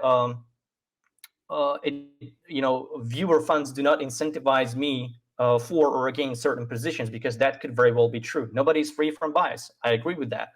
But my problem is that while we are probably all YouTubers are engaging in some form of propaganda, but one piece of propaganda is being propped up by significant billionaire funding, while others is not. Yes, I am okay with the knowledge that when people get sponsorship deals, they're probably getting it to talk about subjects relevant to the sponsor's interest. What I'm mostly concerned about is, like, are they still putting forward a good message? Because that's the case with, like, everything. Like, everything that gets sponsorship deals or gets massive funding is going to, like, and research, additionally, peer review doesn't save research from that. And by the way, I think the reason my community might have been curious about your position on GMOs is because you seem to cast dispersions on Bill Gates' belief that pesticides and genetically modified foods are the best way to address world hunger, which they are. Like, genetically modified farming and pesticides have exploded the total crop product of the world, and has done more to undo global hunger than literally There is no anything. argument. There is no argument. There's no argument here. My video is not making this argument. You made it up. My video is not even touching that. You directly said against it. You said that no, stop. I know what I said. I'm gonna repeat that here, okay? So, because you misrepresented what I was saying quite grossly. So the segment that you skipped was about how Kurzgesagt makes videos on sponsor-related issues, such as the GMO, such as organic foods, etc. And these are not sponsored by Bill Gates or people who are invested in it, because these videos were actually sponsored by Brilliant or their merch store or something else. so not related to their sponsors. But I wanted to show that it's not just for the videos that are sponsored, it's for other videos that are also related to the topics of their sponsors' financial interests. And in the Bill Gates if they financial weren't even interests, sponsored by Bill Gates in that video, then what's the accusation? They said something right and they the weren't even paid to accusation do it? here is that they are still continuing to rely on the sources that are funded by their sponsors, and they're still continuing to highlighting their interests. Because my their video sponsors is fund not research groups that lead in those subjects. Like the amount of money that's on the table here means that oftentimes the billionaires that are funding these videos are the same billionaires that have grants that fund the research teams that have the work in these fields that you would rely on. That's how science works. All science is No, conducted either this through is not public how or it private works. funding. No, it is. No, Private this is funding not. represents a huge amount of scientific research. How do you No, think people get access to that no, data? stop. No. We are talking about separate things. Private funding of scientific research is a different thing than funding of media content. Okay, so you promote the private research is and then you promote the no. public the public discussion of that research. Why would you not do that? If I was a billionaire, I would be doing that. If I was a media company, if I was a creator, which I am, I would not be taking sponsorship money from people who people who are invested in the topics that I'm supposed to be critically covering. So, for example, I'm not taking money from VPN companies. I'm not taking money from anyone. Because I have no you would sponsors, have to but I would not lie. be. Wait, no. Wait, hold on. Because in those cases, you would have to lie in order to do what the VPN company wanted. No, but in this case, I would not have to lie.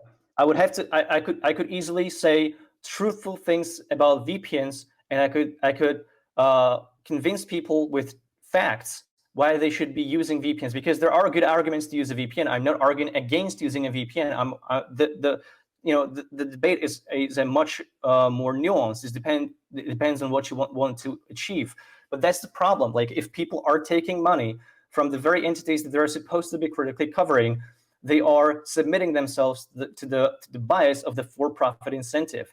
This is essentially what I'm arguing against. You don't seem to have a problem with that. You say this is how it works. I say, yes, this is how it works, and it is a problem. We should not be accepting this. So if you're a YouTuber who makes like subject videos on genetics, and you want to talk about and you're like pro GMO, like a sensible person, and you want to talk about the good GMOs have done, and you make a lot of popular videos on GMOs, and then like another video comes out, and it turns out that video is identical in its type of content, it's correct, but that one was funded by a company that does like GMO stuff, like some research advocacy group that wanted to do some like some PR work for themselves, and the content of the video is completely factually correct, and they disclose the fact that they received the money. You think that would be immoral? Again, I'm not making moral prescriptions here. I don't care what's moral or not. What I'm saying is that it'll be unfair for them to do it because it would incentivize that positive, or it could be correct. It does not need to be correct.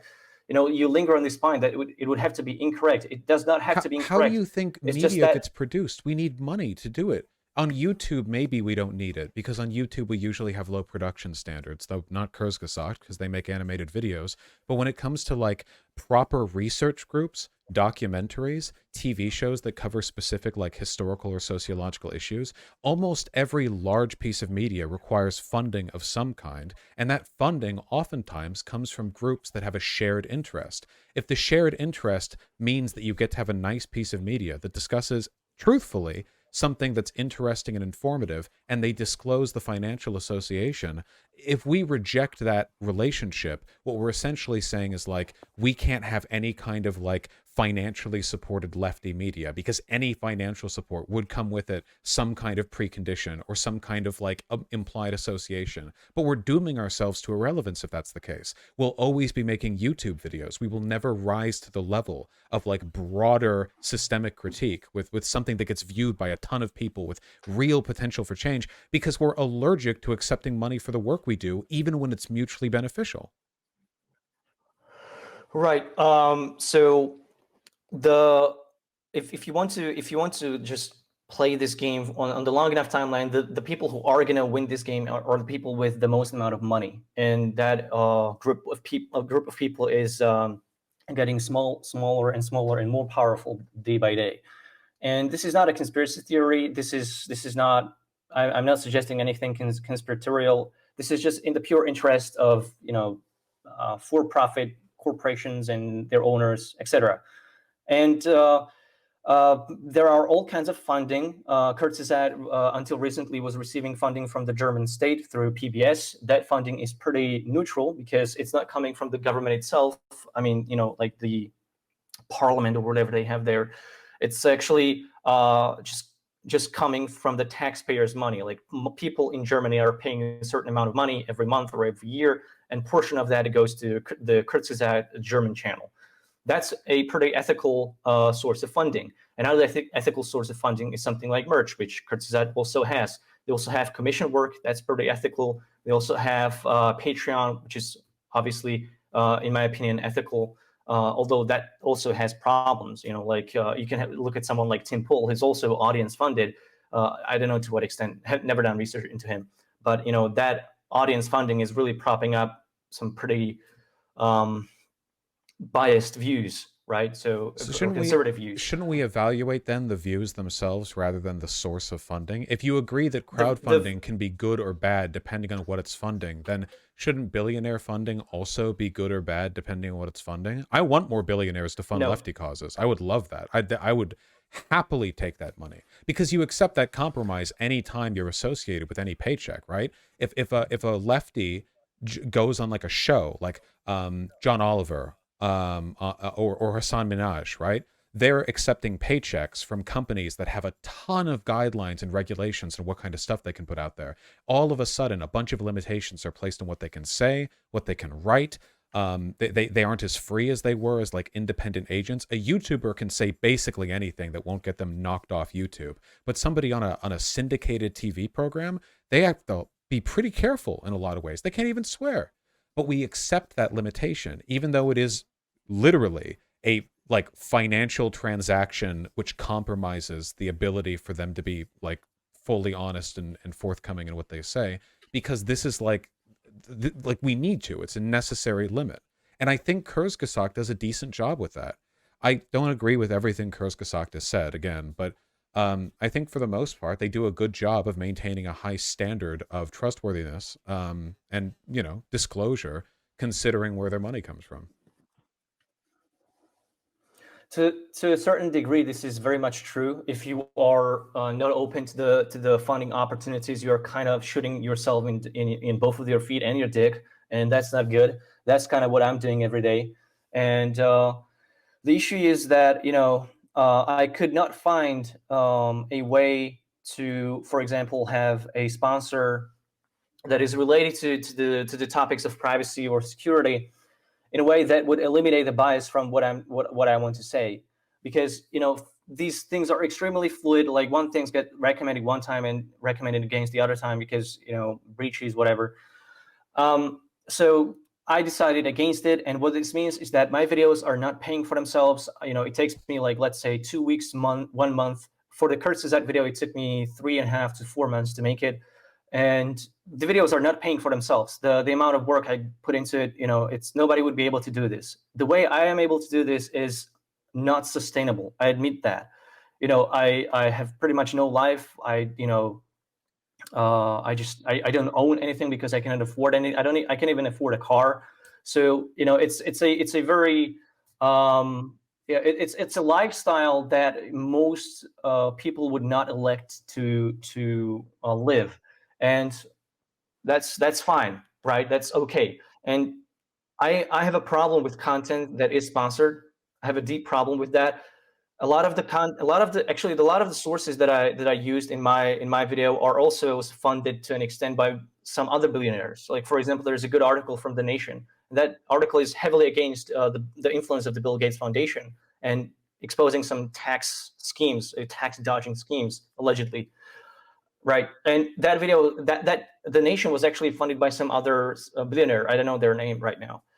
Right, so to an extent, it is a major problem, and I think that just opening up the gates to all kinds of funding is not a solution. I think there should be some integrity and also I think turning everything into propaganda and advertising and PR and marketing is also another solution, because that's that's kind of like what the TV is right now. That's what it has turned into. It's everything is just it's just an ad. Even if you turn on the nightly news, it's just an advertisement for there it could be truthful, etc. But it's heavily influenced by the kind of sponsors they have. So by the very least, the disclosures should be upfront rather than at the end of the video. By the very least, you could take sponsors, but you should try to eliminate the connections of your sources to those sponsors. That should be happening. That's not that hard to do, by the way. It's not hard for a company of 60 people like Kurzgesagt to go out of the way to not rely on their sponsor funded sources as much as they do. I think you should sell out. I think that's your problem. You make No, well-produced no, I videos don't. that have a lot of thought put into them, and you're saying what? This is unsustainable? Fuck it. You should sell out. Do whatever you can. Make any money Right, you but can. No. This is my fucking problem with leftists. I am correct in assuming you're one, I think, at this point.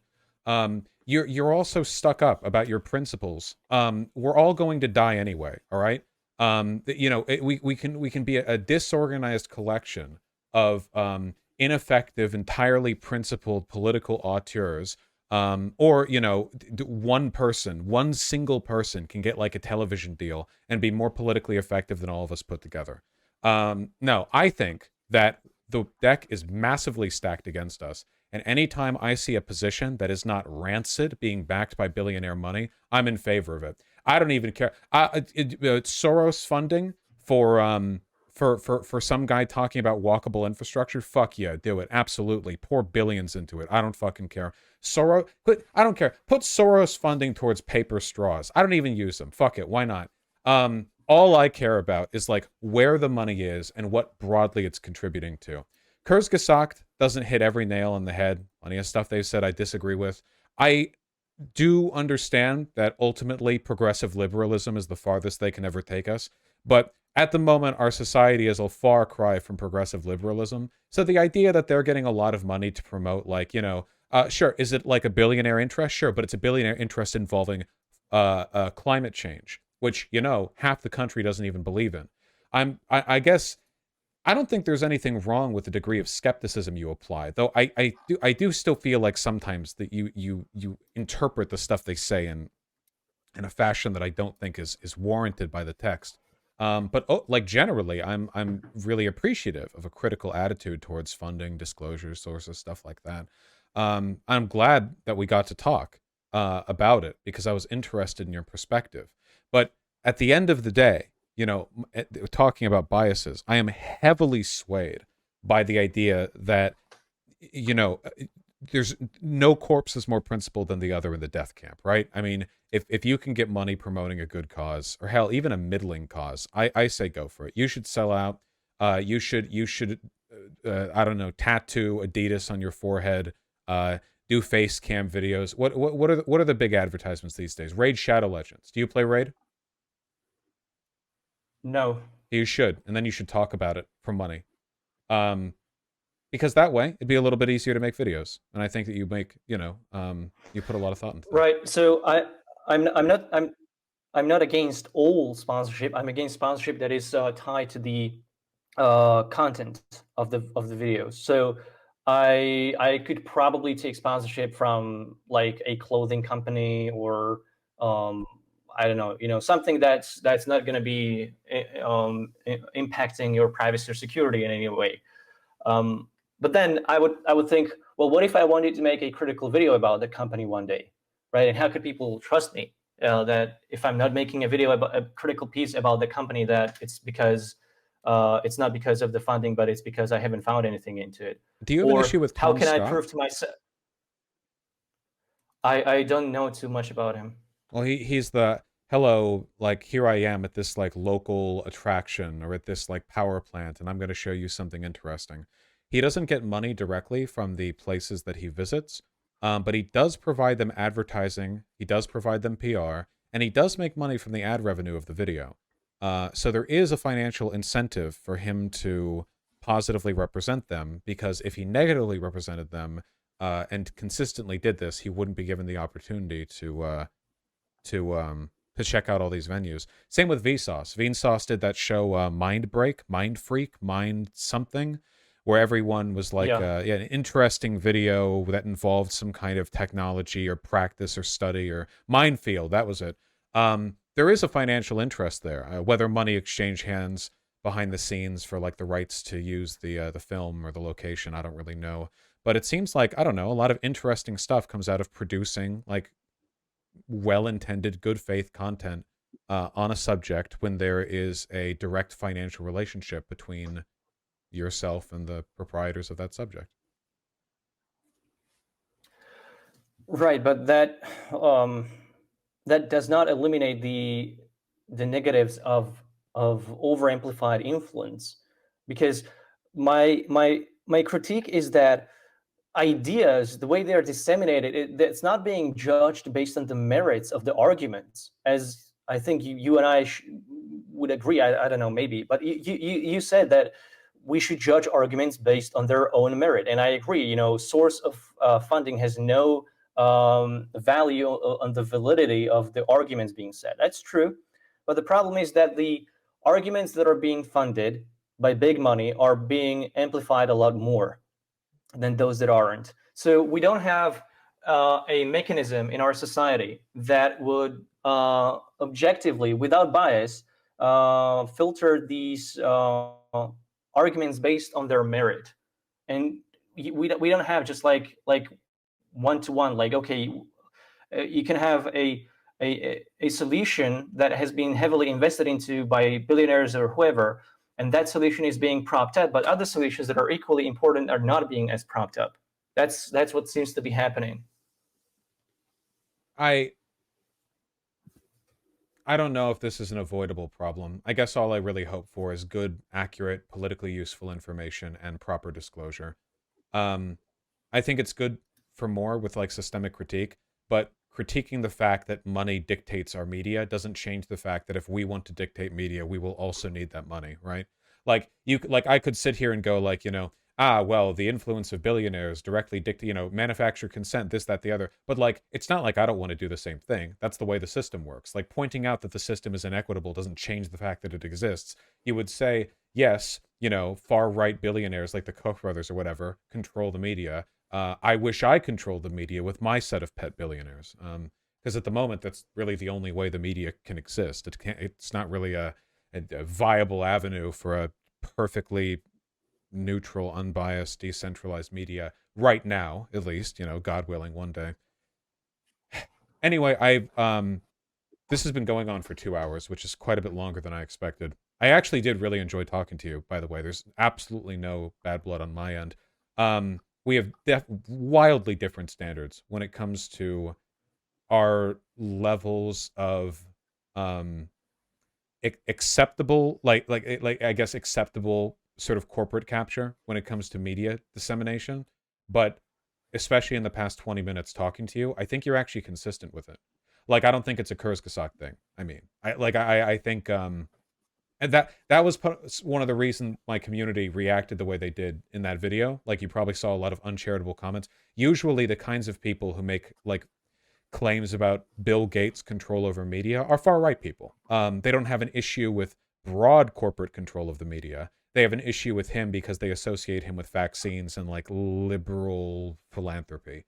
You didn't give me that vibe in the video, but I think now it's extremely clear that you have like a broad principled opposition to all of this. So no, I appreciate it. I apologize for any ill feelings up to this point.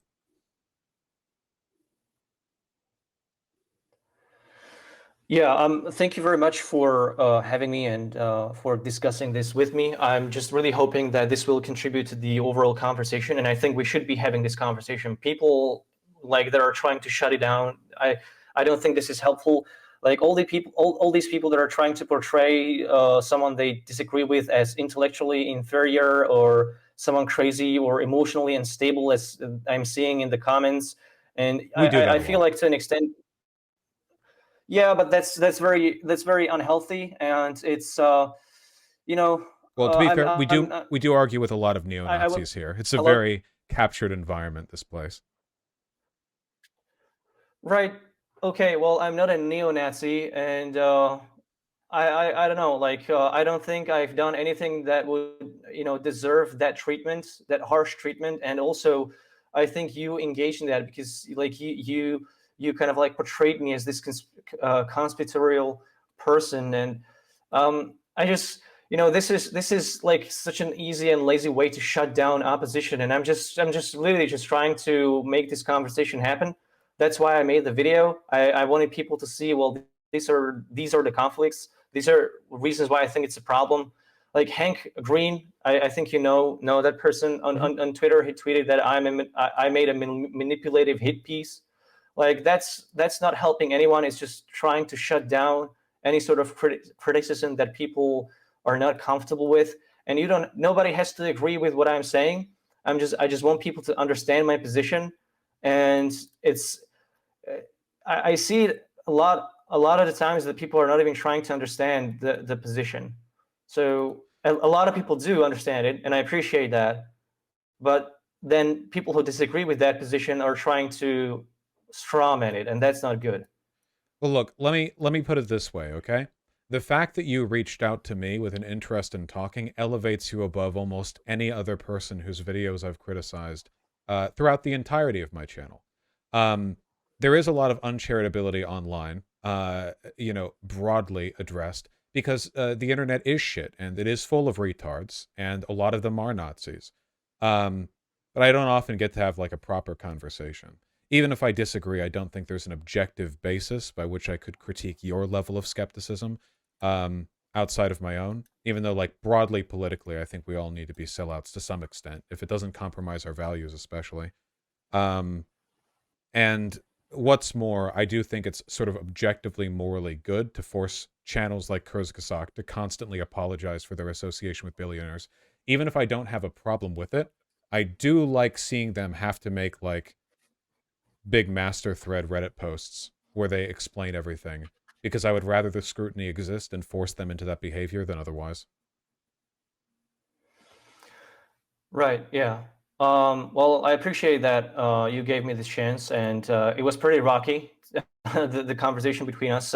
It's yeah. I'm not on Twitter at all. Like I'm there, like just so that nobody takes like my account. I have like an official account, but that's it. I don't spend any time there. So it was pretty. I understand it was pretty difficult for you to communicate with me.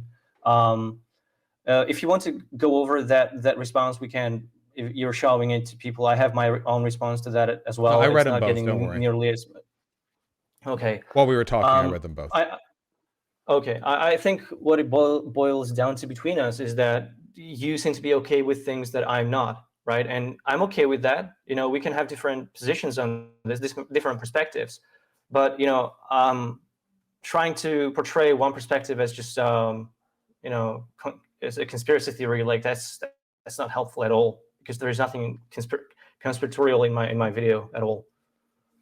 That's my final statement. All right. Well, like I said, altogether, you say it's been a rocky conversation, but and you're not familiar with my content, but this is about as good as it gets here. Actually, I have to say. We had Marianne Williamson, the former U.S. presidential candidate, on um, Yeah. yesterday, and that was, I think, one tier of civility above this one, and everything else I've ever done is significantly farther below. It's just all shit flinging, um, but sometimes it's productive. I really do appreciate you coming on. I'm sorry for skipping around in the video as much as I did. I think that was an objective L on my part. I encourage you to sell out to Raid Shadow Legends. Get that car. Get 3. I don't know if you're American, but you should be living the American dream, and by that I mean carbon emissions. Um, Sometimes I just like to, empty like little canisters of gasoline on my tarmac and light those on fire for fun. And we should all get to do that. Thank you for coming on. Really. Yeah. Thank you for having me again, and yeah, have a good day, sir. Take care. Bye. Bye. Okay. There's still some stuff in the the video, the original video was definitely conspiratorial in tone. Um, I think I would have some broad disagreements. I think it comes down to charitability, right? Where I'm more willing to be charitable to Kurzgesagt because of shared political biases, or maybe a lower standard on my part, and then he would not be. But that's not really like an objective thing.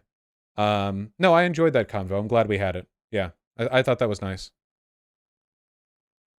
I do recommend you watch Adam Something's video. Keep in mind, guys, just before I get strawmanned, I just want to say I am not saying that carbon capture technology is like gonna be a dub for sure, or that it's guaranteed to work, or blah, blah, blah, blah, blah, blah, blah. I do not claim that.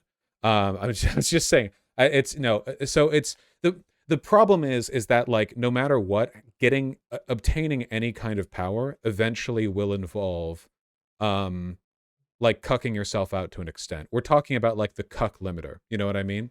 So theoretically, like the most free person, the person who is capable of saying the most with no limitations whatsoever, would be like a guy in a forest with no one around. And the more you layer on top of that, the more limiters there are. So a person who's in a crowd can't say the things that they can say in public. A person on stage, or sorry, that they when they're alone, a person who's on stage can't say all the things they might be able to say casually in a crowd. A person who's on YouTube has to adhere to YouTube terms of service. Now, I do that because I'm a very good boy, but if I had different opinions on, say, the vaccine, then some of my content could get me axed from the platform. Thankfully, I don't, and thankfully, you'd have to have some really stupid opinions on the vaccine for that to be an option. But it's it's nonetheless a limitation. Joe Rogan had an independent platform for a long time, where he basically just had to adhere to YouTube TOS. And then he got bought out by Spotify, and now he has to adhere to like some different stuff. And the basic idea is like the more influence you have, the more likely you are to be like tied through. Like there are threads that will bind you to different interests. And I think that's objectively correct. Chat was insanely vitriolic to him the whole time. I actually agree. I think you guys were way too vitriolic. That guy was 100% talking to me sincerely and in good faith. You may not agree with everything that he said, and you might think that he was wrong, or even that he contradicted himself, but I did not detect any bad faith there. There was no like deliberate or negligent negativity from him. But you guys were really tearing into him, which I thought was pretty unwarranted. I do think it'd be good to chat about how they react during your debates. See, for me, the big like metric for being mean. You guys did this too the other day with PF Young, with Paul. I am mean to people when they act in bad faith, not when they're wrong. I thought that Paul was wrong the whole time that I talked to him. I thought a lot of the stuff he said was pretty dumb, but I also think he was acting sincerely the whole time, which is the reason why I didn't yell at him at any point. And I would like it if you guys would adhere to that standard too. I thought Paul was hiding his power level. No, I don't think so at all. Nope. I knew that Paul wasn't hiding any power level at one specific moment, which is when I said that I thought like conservatives, fascists, KKK, whatever, and he was like, "So you're saying that I could tell my conservative family you think they're like the KKK?" And I said, "Well, yeah, there's like a synchronicity there. There's like an ideological through line." And he was like visibly dumbfounded by the idea. You really think?